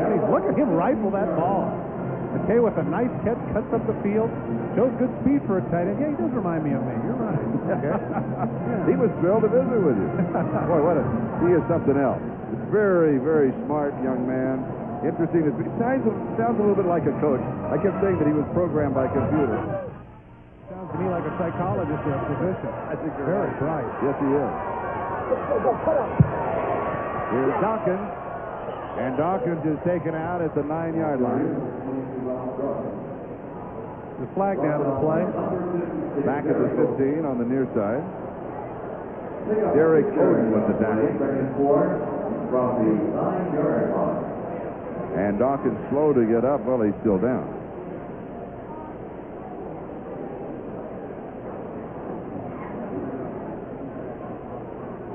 And here is Ralph Dawkins, the freshman from Jacksonville, 5'9", 207 pounds. He's been doing yeoman's work today. He's really provided a lot of the rushing yards for the Louisville Cardinals. We'll take a look to see what happens. He's very shy off of the field, but on the field, he's a real cheerleader. Can't be a little procedure on the offense. If you saw the left foot when it planted right that, it also caught his knee as well. It was an awkward way. All the weight was on his right foot. That's painful. We have an injury timeout. The score, Louisville 25 and Alabama 7. As we come back to play, it is first and 15 at the 20-yard line. And we have some jumping by an Alabama lineman, but no flag. We got him. And here is Ware for a yard, and that's going to be about it. Ralph Dawkins was assisted to, now an Alabama player is down. Ralph Dawkins was assisted to the sideline and is being worked on the Louisville bench. And this is Byron Holbrook who's down. There's Dawkins. He, by the way, is the first freshman to ever lead Louisville in rushing. And let's go back now and see if we can see what happened to Holbrook. There he is lining up at left tackle. That looked like offsides there. Yes. Take a look at the legs right here. Well, you can't tell from that. It doesn't look like anything really happened, but no, but Robert Stewart really got a jump, and they didn't drop a flag. Let's go down to Tom Hammonds. Tom? Charlie, no mood of panic in the Alabama locker room at halftime. It was interesting, though, that they made no major adjustments to their defense, which was riddled in that first half. They simply talked about executing their present scheme, and it looks like more of the same. Louisville has moved the ball to start the second half. Charlie? Tom, is that a Christmas tie? It depends on which Christmas we're observing here. In the Far East, purple ties are big. You look very dapper. Thank you, sir. You look very dapper. We've got 10 minutes and 37 seconds left to go. We're in the third quarter in a ballgame that has been dominated by this man, Browning Nagle. And I don't understand that. Why wouldn't they adjust their defense? That doesn't make any sense to me. I mean, they just got shelled for something like 250 yards in the first half. A defense that was supposed to be first in the nation against the pass. That's got to tell you that something isn't working right. You got to make some adjustments. Holbrook's being assisted on. And there's the national ranking coming into the ballgame with the Crimson Tide. Third overall, 6 against rushing, first against the pass. Second and 14.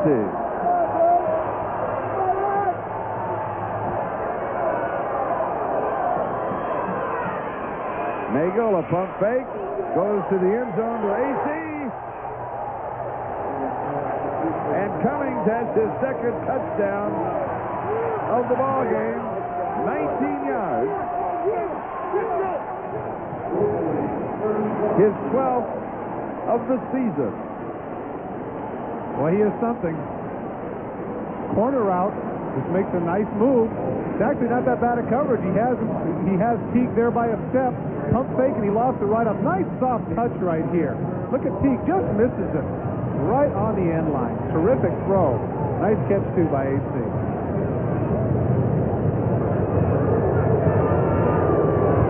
And the extra point attempt by Bell. 32-7 Louisville. Bell, who kicks the extra point, will be kicking off. 10-17, time remaining in the third. Louisville 32 and Alabama 7.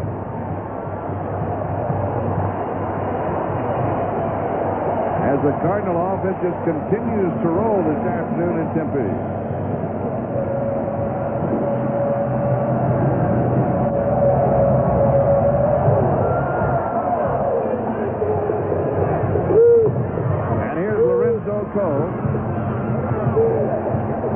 And he returns to the 25-yard line where Ricky McFadden makes the tackle. AC, Anthony Cummings, continues to set Boy, you are Louisville records. Look at this. Now, this is his career. Now, 103 receptions, 27 touchdowns. And it just gets bigger and bigger, and he stands a lot of time left. He's not only lucky, he's good. Well, I'm afraid to talk now because I'm afraid I'm going to screech. So I'll let you have that. Alabama first down at their own 25-yard line. Hollingsworth pass is complete to Steve Buskey. And he goes out of bounds, stopping the clock with 10:05 to go in the third. Seems only appropriate that after we showed all the statistics regarding Alabama's defense that we noticed the discrepancy now in yardage between the two teams. Louisville's total offense at this point, 444 yards versus Alabama's 118. Once again, another statistic that doesn't lie. And there's the Cardinals, second down and 7 for the Tide at their own 28-yard line. Once again, the Cardinal with the T. Man, scary stuff. And wearing, of course, the number 91 for the new year. And the pass, they're going to call pass interference. I'm going to question this. Anderson, the intended receiver, they're going to call it on McFadden. I don't think that ball was catchable. No, it wasn't.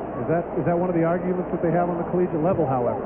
You may be right. Because he never had the opportunity to catch the ball. And so at this point in the game, I say make the call. You always side with authority. Well, I always side with authority. Man. We have pass interference on the defense. That's a spot foul. First down. Now, I can't believe I'm having to take that from the ultimate company man. Watch as the ball comes in the air, and he gets hit way before the ball's even there. You never know if he could have caught it or not. That's true. It's a good call. Got to give a chance to jump up and catch it. Good call by the official. It is marked at the spot of the foul, which is the 31-yard line, and an automatic first down. In college ball, if the foul is inside of 15 yards of the line of scrimmage, it's the spot of the foul first down. Outside of 15 yards, it's a 15-yard penalty on a first down. And straight at the middle is Kevin Turner. Mark Sander with the tackle. And unofficially we have that, or officially we have that as his second tackle of the ballgame. He needs one more to break the record of Delkin Buffone, number 555 for the Chicago Bears, one of the great linebackers there, the monster of the Midway days. Second down and 4. That, of course, would be a school record. Here is Turner up the middle, and he's brought down at the Louisville 48-yard line. Yeah, I like the way Kevin Turner's been running today. He's had a couple of runs like that where he's taken a lot of tacklers with him. Buchanan and friends making this stop. Took 3-4 guys to get him down. Gain of 14 and a first down at the Louisville 48-yard line.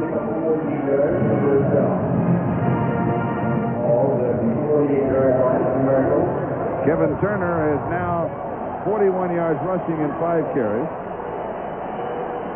averaging 4.1 per carry during the season. Pump fake, and the pass is incomplete. Now let's go down the sidelines and Tom Hammond. Update you on the injuries, Charlie. Holbrooks of Alabama has bruised his right elbow. He'll return. And Dawkins of Louisville twisted his right knee. He tested a little bit here on the sideline. It's okay. He's going to go back in, too. And, Todd, no, you cannot borrow the tie for the studio show next week. Thank you, Don. Well, I tell you what, these people, you know what? I think working with Joe Namath, he's got an attitude. That's what I think. Kind of an elitist thing. It does look nice, though. I got to confess. I got to say good things about it. It's a happening tie. Very royal colors. Second down. And the pass is incomplete to Mark Houston. And it'll be third down and 2. Now, why would he be that stubborn about his haberdasher these days? I don't know. Let's get back to the ballgame. Why is Alabama so stubborn with an offense that does not go deep? Well, it's kind of like habit. If you don't practice it during other games, it's not like you can all of a sudden create it in a bowl game. It's like the old, oh, boy, I know you're going to look forward to this one. It's like what Bum Phillips used to say, you dance with who brung you. That's right. Third down and 10. Nebraska had this problem last year with Florida State. The flag is down. The pass is complete to Lassick. He's going to end up losing a yard or so, and we got the flag to check out as Derek Hawthorne made the stop. Hawthorne, number 45 for the Cardinals, next week will try to become a walk-on for their basketball team. Oh, that's interesting. Two-sport star, huh? I think that they're trying so hard to keep Mike Flores out of the pass rush that they put the clamps on him. So I would assume that Louisville's going to refuse this one and go to fourth. Down, that is. We have holding on the offense, 10-yard penalty. Still be third down. I'm surprised they don't just refuse it. I don't understand that either. Yeah. I wonder what Schnellenberger's thinking up there. Field position, possibly? Could be. The defense is playing so well. Alabama's offense continues to struggle. They trail 32-7. What has been Alabama's worst loss in a bowl game? 1972 Orange Bowl, and they lost to Nebraska 38-6. Big difference there, though, was that Nebraska was the national champion that year. That was the Johnny Rogers era, the Rich Glover, the Jerry Taggy, the Jeff Kinney. I'll tell you something, Louisville is playing as well as the national championship team could expect to play in a major bowl game. Hollingsworth goes deep, his receiver falls down, and he's overthrown. Lamont Russell slipped and fell at about the 38-yard line, and so for one of the few times that the Crimson Tide have aired it out to go deep, the receiver falls down. So Charlie, that paint is slippery, and his cleats weren't able to dig into the paint, and that's the result. He cuts off the outside foot and slips and falls. Thanks Williamson and Joey Smith is the returner. He nails this one back to the 11. Good coverage for Alabama, and Louisville will have the ball at their own 15-yard line following that 47-yard kick. We'll be back in just a moment. Louisville 32, Alabama 7, 8:14 time remaining in the third. This is Charlie Jones, Todd Christensen, Tom Hammond, Gail Gardner also here for our coverage as Ware jumps to the outside, and he is then brought down at the 22-yard line. So you pick up 7, and it's going to be second down and 3 as McMillan and Ephraim Thomas make the tackle. This is Championship Tuesday on NBC. Let's take a look at the bowl games today. There have been a lot of, well, before we do, hold it just a second. The average of the 6 New Year Day bowl games is 37-7. And we have to get back to play here. We'll come back and talk about that in a moment because, again, Louisville is going without the huddle. Where to the right side is they're trying to keep the Alabama defensive secondary from changing on them. And now let's go back. You have a theory on the blowouts on bowl day. Well, I think what happens a lot of times is that some of the major powers who are not involved, say for instance like an Alabama or Penn State who has played well during the season, if they're not involved in a national championship, the bowl game can be secondary. You know, just what they did in the season. For instance, today we look at Alabama. Alabama's season really had been Auburn. You know, they hadn't beaten Auburn over the last 4 years, and so finally they get a chance. They defeat Auburn. That's a big deal. And now this game to them is anticlimactic, where on the other side of the ledger for Louisville, obviously it isn't. And so a lot of times bowl games for, if you notice the teams that are getting blown out, for instance, Nebraska, another example today, is another team who the bowl game is just part of the season to them. It's not that big of a deal. And in the opening of the telecast, you said that emotions can play such a big part in a bowl game, and you're right, they have played that here. Well, you got a shot there of Howard Schnellenberger, Charlie, and we heard him there in the locker room say there's no way they could know how it means so much more to us than it does to them. The pass is complete at the 35. It'll be a first down. And let's go down to the sideline and Tom Hammond. Tom? Charlie, we're with Saran Stacey. Alabama hasn't scored an offensive touchdown today. It's obvious they've missed this man all season. He was injured in the first game, preseason All-American. Saran, you're eligible for a medical red shirt to come back another year. Have you decided what you'll do? I have not. President has decided if I'm going to come back and play another year or not. Right now, I think the best thing for me to do is, rehab my knee back to its full potential. How far are you from getting it back? I'm about 85 to 90% right now, so I'm not far from it. When will you make your decision? Sometime in the spring. I'll still be in school, and I have more time to think. And Nagle goes deep, and it is incomplete. Mark McMillan almost had the interception. Boy, did Nagle take a shot from Eric Curry. 6'6" and about 260 pounds, just leveled him. Nice job by McMillan there. He's got him in coverage, turns him all the way around. One of the few bad passes he's thrown. Certainly catchable. Take a look on the other side though. Look at this shot that Nagle takes. Yow!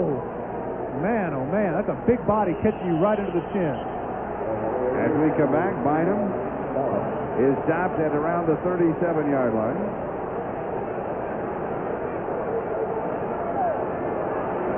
Stewart and Curry for Alabama.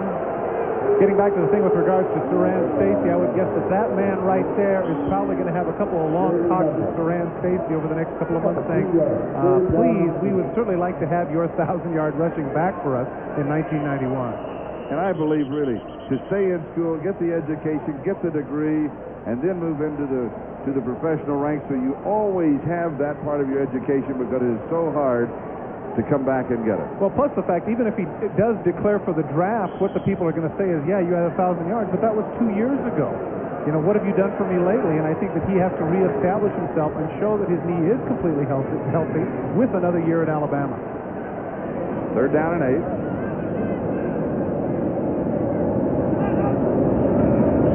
8. Pressure from the outside. Going deep to AC. Can't get there. One of the few times in the game that Alabama is blessed.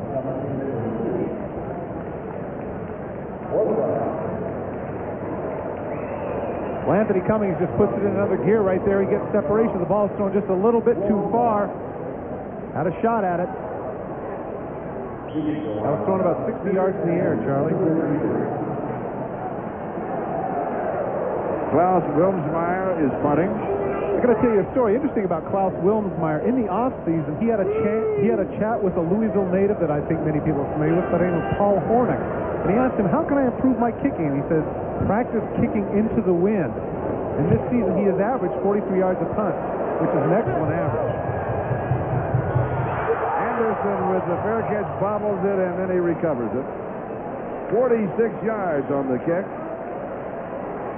The score is Louisville 32, Alabama 7. Alabama from their own 17-yard line, and they have a change at quarterback, and he is sacked. Andy Woodson now the quarterback. And Mel Mills got it. So Woodson, who has completed on the year just 2 of 11 and has rushed for 96 yards, is now the quarterback, and he has dropped. Here's another look. Well, this is a rude greeting. Comes right around the blocker, and ouch. Welcome to the Sunkist Fiesta Bowl, Mr. Woodson. And we're back at the 8-yard line. And it is 2nd and 19. And he steps forward, avoids the sack. He's to the 10, the 15, cuts inside, brought down at the 21-yard line. Reggie Johnson got him after a gain of 13, so it'll be 3rd down and 6. I like the way he runs. Gene Stallings might want to consider going to the wishbone with this young man. Fading back, he doesn't see anybody downfield, and he's one of those people that appears that can make things happen. Cuts to the outside. Nice little move there. Now watch him make these people miss. Boink. Nice cut there. Sweet feet. Once again. Ooh. Nice. Woodson, the junior from Mobile, Alabama. 3rd down and 6. Pressure from the backside, steps forward, throws on target. 1st down to Derek Lassick. Blackford with the tackle, and all of a sudden the youngster has sparked the offense of the Crimson Tide as they pick up 15 and convert on 3rd down and 6. This is a good time to put him in, too. He's in a no-lose situation. They're down 32-7. But what I liked about that last play was when he steps up in the pocket, so many times the young quarterback has the tendency to just take off. He took 2 steps up and found the receiver downfield. That was a heads-up play by Danny Woodson.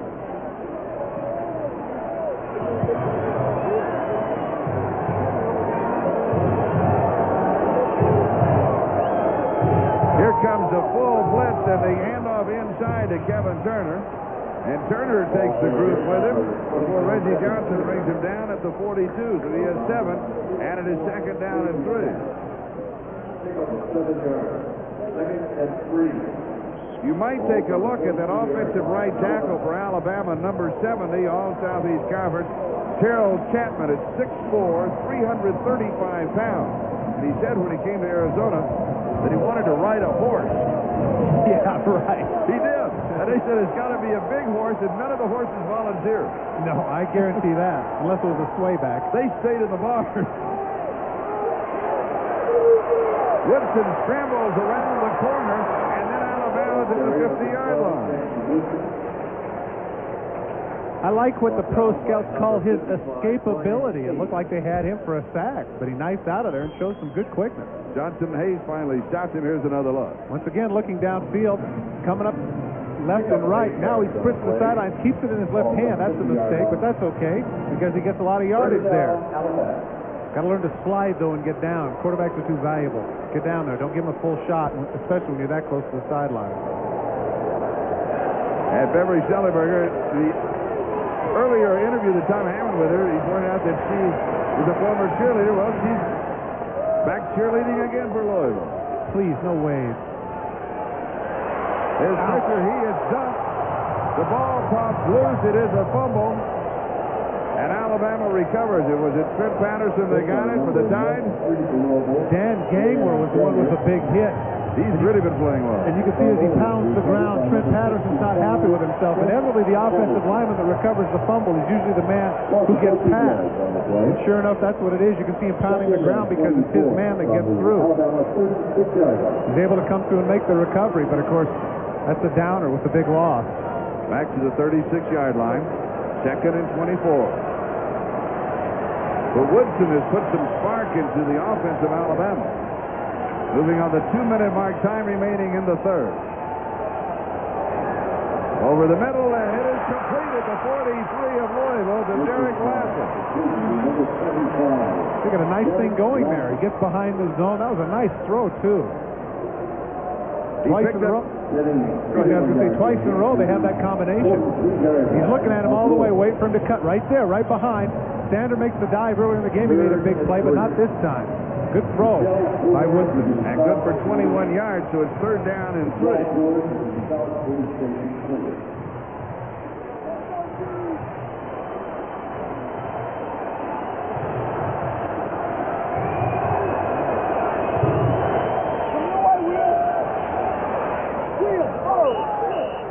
Pass is incomplete to Russell. Russell had not looked around. There was some kind of miscommunication. What happened? Definitely. I think what happens in that situation is that the quarterback looks out, and if he gets press coverage or if he gets the man right on top of him, he runs the up. If he plays off, he might hook.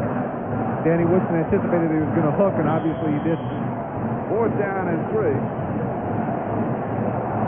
And with 1:19 to go in the 3rd and down, 32-7, Alabama will go for it.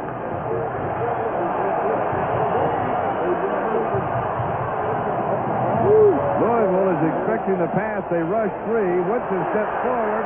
He's got the 1st down inside the 30. A great move at the 30-yard line.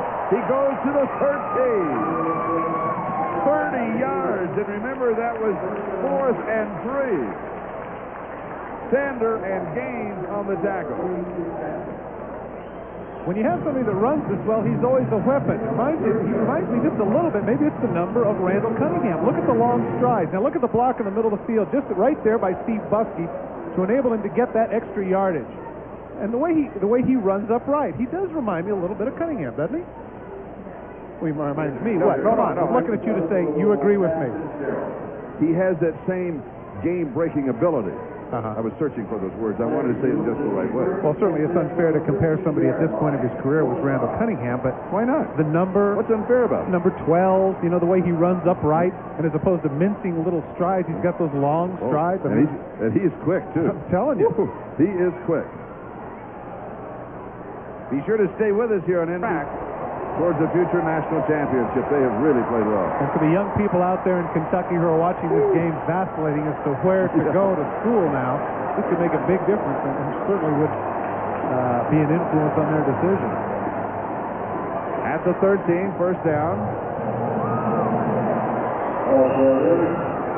Junior Sewell, the ball carrier. William Blackford with the tackle.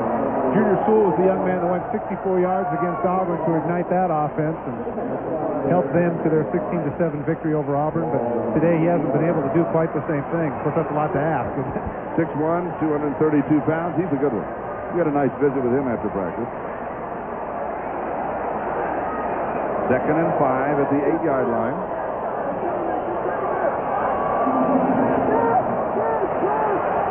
Here is Anderson. He's been pretty well shut down today, and he's going to lose a couple of yards. Mike Flory with the tackle. We've been talking about the job that Howard Schnellenberger has done in Louisville. Todd, this will just give you an idea.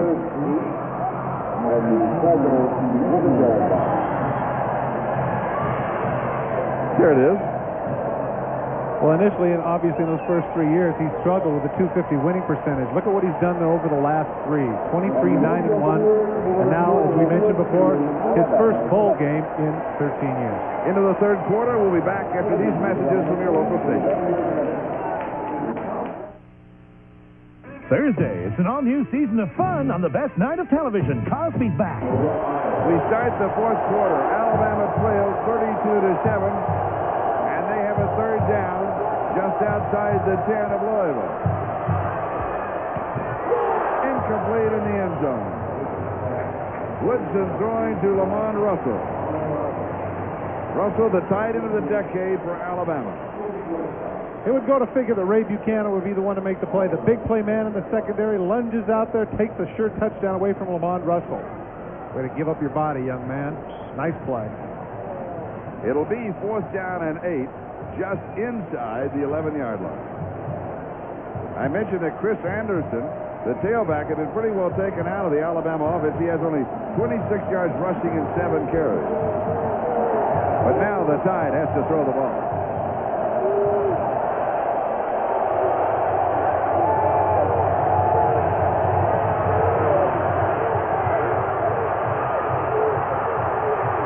Woodson races for the corner. He will go to the 4-yard line, which is going to be close to the first down.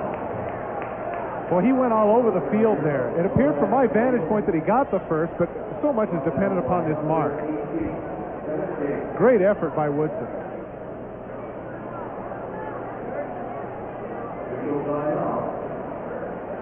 And he looked to me like he paid for it. I think he might have landed on the football.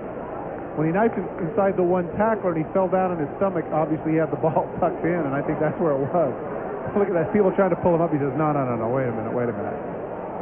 Let me get my bearings.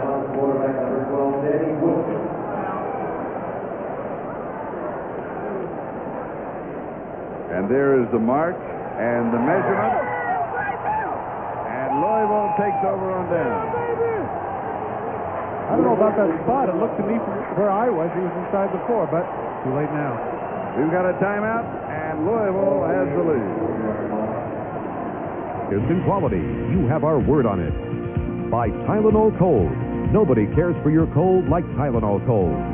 By Ultra Slim Fast, a delicious, healthy way to lose weight. And by Mitsubishi, bringing you a full line of award-winning automobiles. Mitsubishi, the word is getting around. This is Charlie Jones, Todd Christensen, Tom Hammond, the 20th Sunkist Fiesta Bowl with 14:44 left to go in the fourth. Louisville 32, Alabama 7. And a game that could well go down in the history of this great bowl as one of its biggest upsets. Nagle going deep. It is there, complete to Fred Jones, and he is caught at the 29-yard line of Alabama. 67 yards. Well, Fred Jones just flat runs past Stacey Harrison. I don't know what happened here, if they had double coverage in the zone, but whatever it wasn't there. And McMillan is going to have to run him down. Browning Nagle obviously excited about it. Nice call inside the 5. Play action fake frozen. Nagle has now thrown for 431 yards. It's a career high.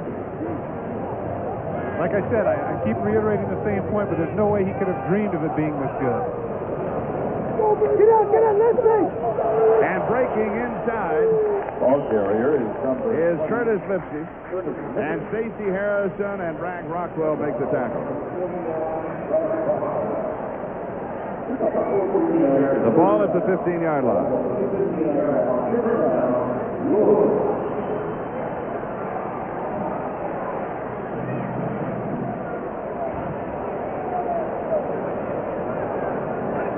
13:50 and counting, time remaining in the ball game, and again,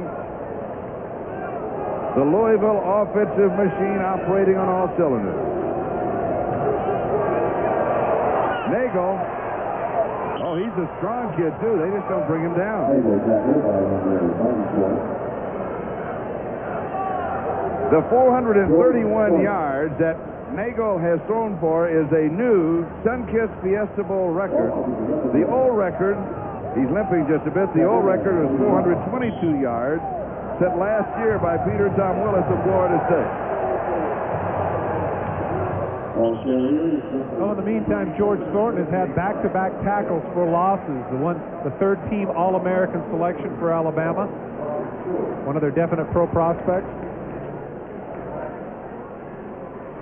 Can't be too happy, though, the way things are going today. He told us after practice on Friday, he said it'll be a physical ball game. I don't think that he realized it was going to be this one-sided as far as the physical portion was concerned, at least the scoring was concerned.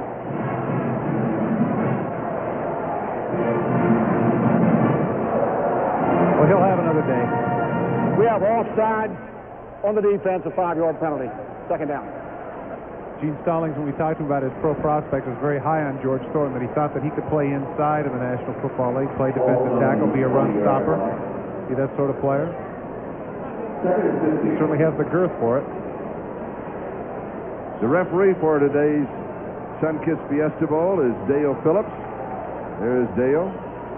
And he has a son who's in the military that is currently in the Mideast. And He is in Saudi Arabia. Nagle throws complete at the 5-yard line to Ken McKay, and he adds 15 more to that total, so he's now thrown for 446 yards. What a terrific game Kenny McKay is having. Howard Schnellenberger told us that in so many times the strong side passing the tight end is the first read. Kenny McKay is having himself a terrific day today. And again, we've mentioned a couple of times Howard Schnellenberger comparing Browning Nagle to Jim Kelly, and we said, that's okay. But he has looked as good as Jim Kelly could possibly look. Strong arm. He's been more mobile than they thought, and he does gamble. He has that riverboat gambler attitude. And the way things are going today, they might start comparing Kenny McKay to Keith Jackson, too. That's true.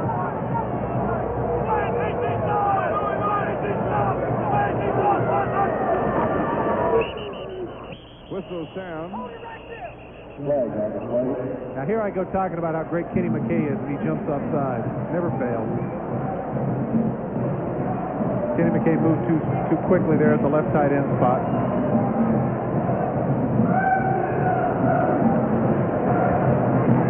We have a dead ball. Ball start on the offense, 5-yard penalty.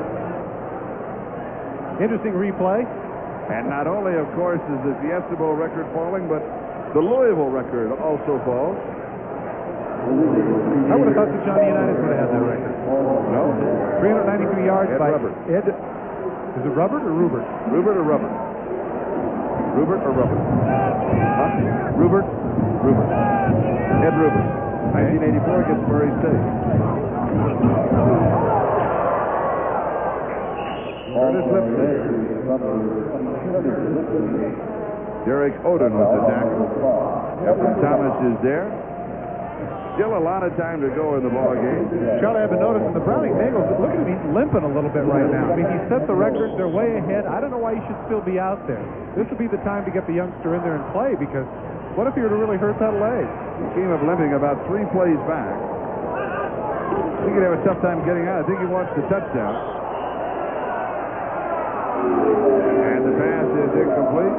Cummings, the intended receiver. McMillan had the coverage. Well, numbers are all well and good, but as you and I saw 2 weeks ago when Warren Moon was going for his 10th 300-yard game against the Cincinnati Bengals, he had his season end prematurely. So, we're talking about somebody who has, I believe, after this game, a very potential for a pro career. Oh, I tell you, he is flirting with a first-round draft to move up that high after a game like this. He's going to play in about 3 postseason games. And how he does there, of course, will have a lot to do with it. Over the top and brought back as Dawkins went up, and Sullins was there to stop him. Jumped a little too quick. Man's got to know his limitations in that situation. He's 3 yards away. Draw play. This is a terrific call. They got to figure he wants to throw again. Watch where he takes off from. 3.5-yard line. I'm sorry, that's too far away. John Sullins makes the play. The Louisville players all signal they want to go for it. They want to go for it. They signal that, and the coaches said, okay, let's go for it. By the way, with all the numbers that Browning Nagle is rolling up today, just as a footnote, the NCAA does not include bowl stats as far as records are concerned. And now, Louisville takes the timeout. 10:40 left to go in the game. Cardinals lead it 32-7. It's 357 days until Christmas, but it has come early for this man. He has to be happy with the present that he has today under his tree. Yeah, that's all well and good, but you want your cake and eat it too. It looks like you don't think this is rubbing it in, going for a touchdown here up by 25 points? No, I just think it's the kids from Louisville, and they just want to score as much as they can against whoever they're playing.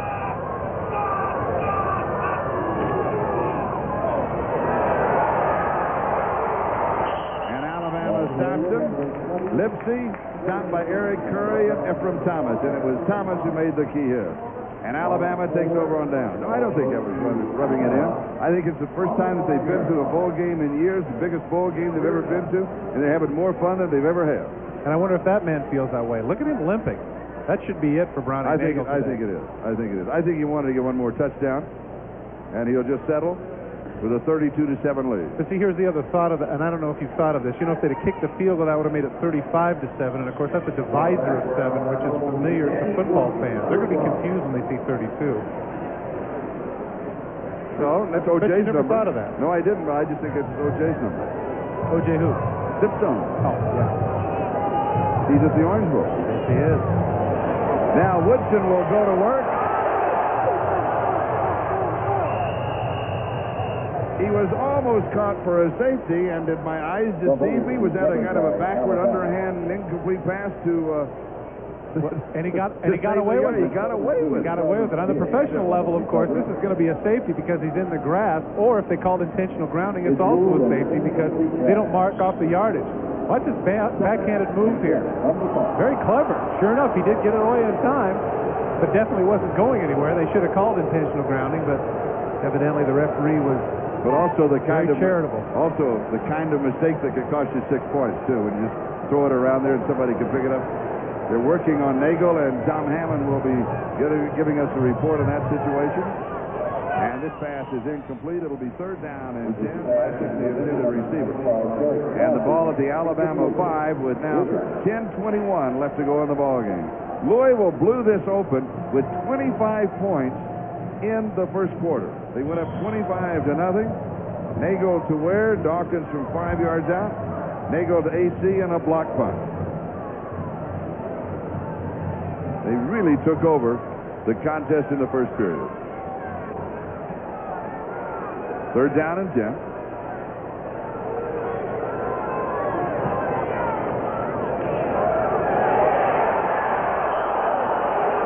And now they're going to call intentional grounding. And it will be a safety because it is assessed from the spot of the foul, and Woodson is still down. Now he gets up. It's okay, Danny. It's not that dramatic. That's tough, though. I realize. You know, he's out here giving it all he's got. Yeah. As you mentioned, he's only thrown 11 passes all year, and he's doing everything he can. He doesn't want that to happen. He got away with it once, but not twice. The knee was down. It's a safety in the end zone, and that makes it 34-7. And Alabama will have a free kick at their own 20. Mel Mills has been doing a good job for the Louisville team in the pass rush. Once again, he was the one there on Woodson, forcing the safety.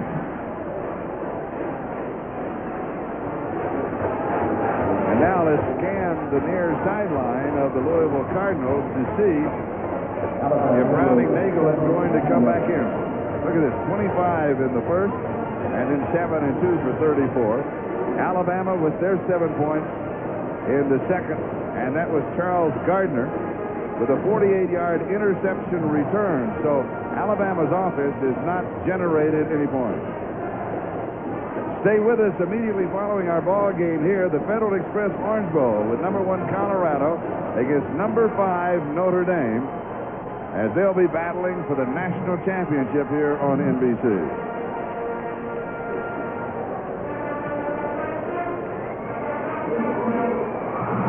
That would seem to indicate that his day is done. That's appropriate right there. The offensive and defensive captains embracing there.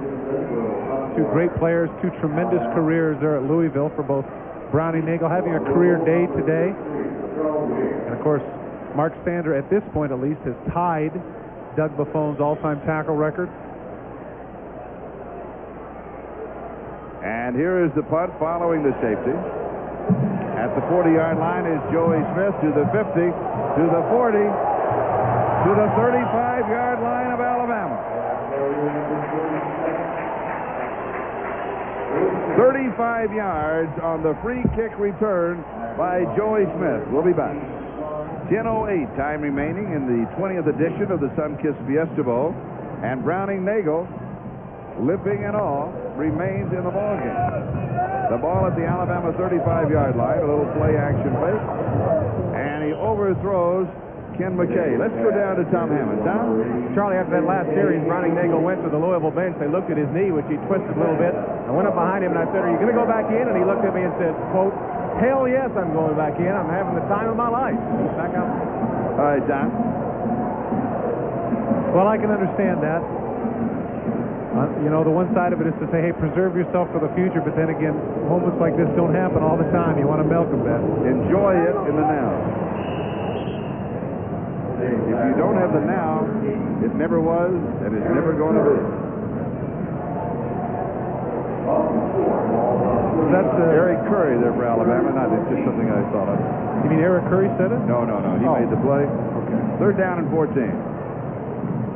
Sounded like Coming up next, the Federal Express Orange Bowl, number 1 Colorado, and number 5 Notre Dame for the national championship.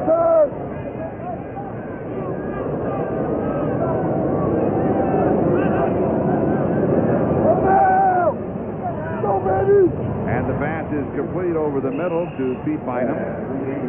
And Bynum will pick up about 5 yards on the play. Derek Odom at the tackle. And as you can see, we've had a ball game here that is running a bit on the long side. It's 3.5 hours old, and we still have just over 9 minutes to go here. And with Louisville comfortably in front, we could well in a few moments be going away to the Orange Bowl to join Dick Enberg and Bill Walsh and O.J. Simpson and Bob Trumpy. Bob Costas is also down there with his crew, and they'll be covering not only the Federal Express Orange Bowl, but also all the happenings that have taken place on Bowl Day today, on Championship Tuesday, and they will keep you updated, of course, on what happens here.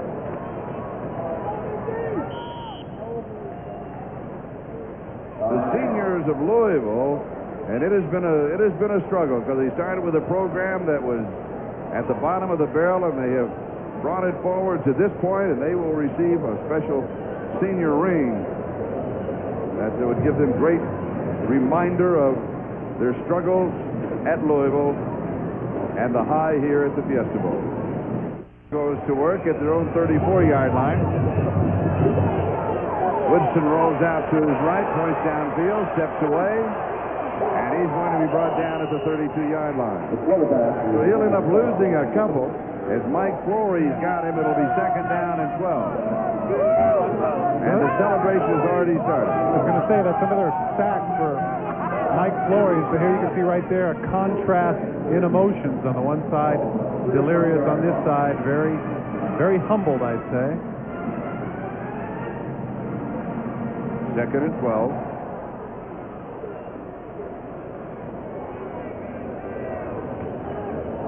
Woodson stumbles as he comes back, and he'll overthrow everybody. Dabo Sweeney, the intended receiver, and it'll be 3rd down and 12 at the 32.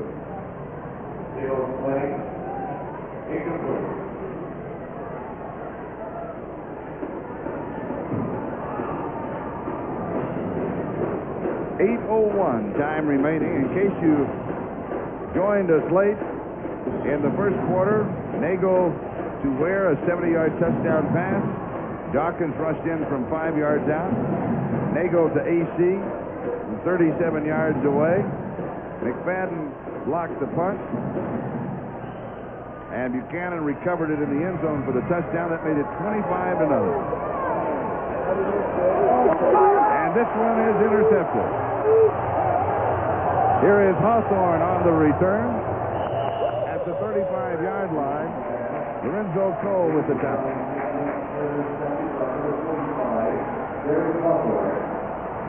So Louisville takes over at the Alabama 36-yard line.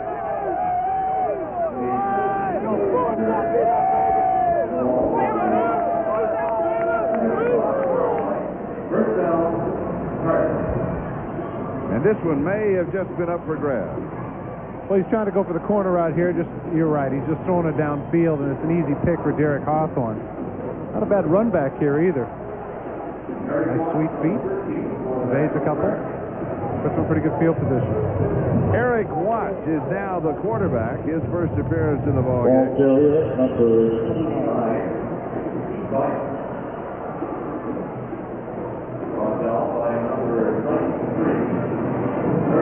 6'5". 231 pounds. And so the day has officially come to a close for Browning Nagle, who completed 20 of 33. He threw for 451 yards, 3 touchdowns, and 1 interception, and without a doubt, he'll win all of the awards. And well, he should. You can see he was a little misty-eyed there, and not just from sweat. Nice young man. We visited with him a couple of times during the week, and he's really a pleasure. Well, I wouldn't say this is the culmination of anything. Obviously, it's more of a beginning on another level.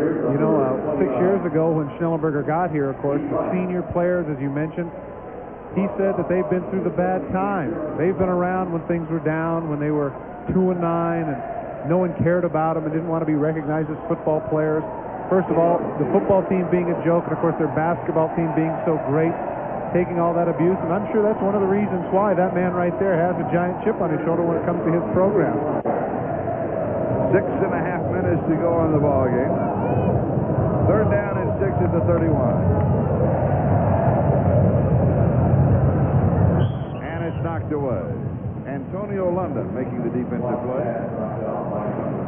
And again, a reminder to you that we'll be going away from this ball game before its conclusion with Louisville in complete control by a score of 34-7. We'll be moving on to Miami and the battle for the national championship. And a big bowl day of one-sided scores. It's amazing what has happened throughout the nation.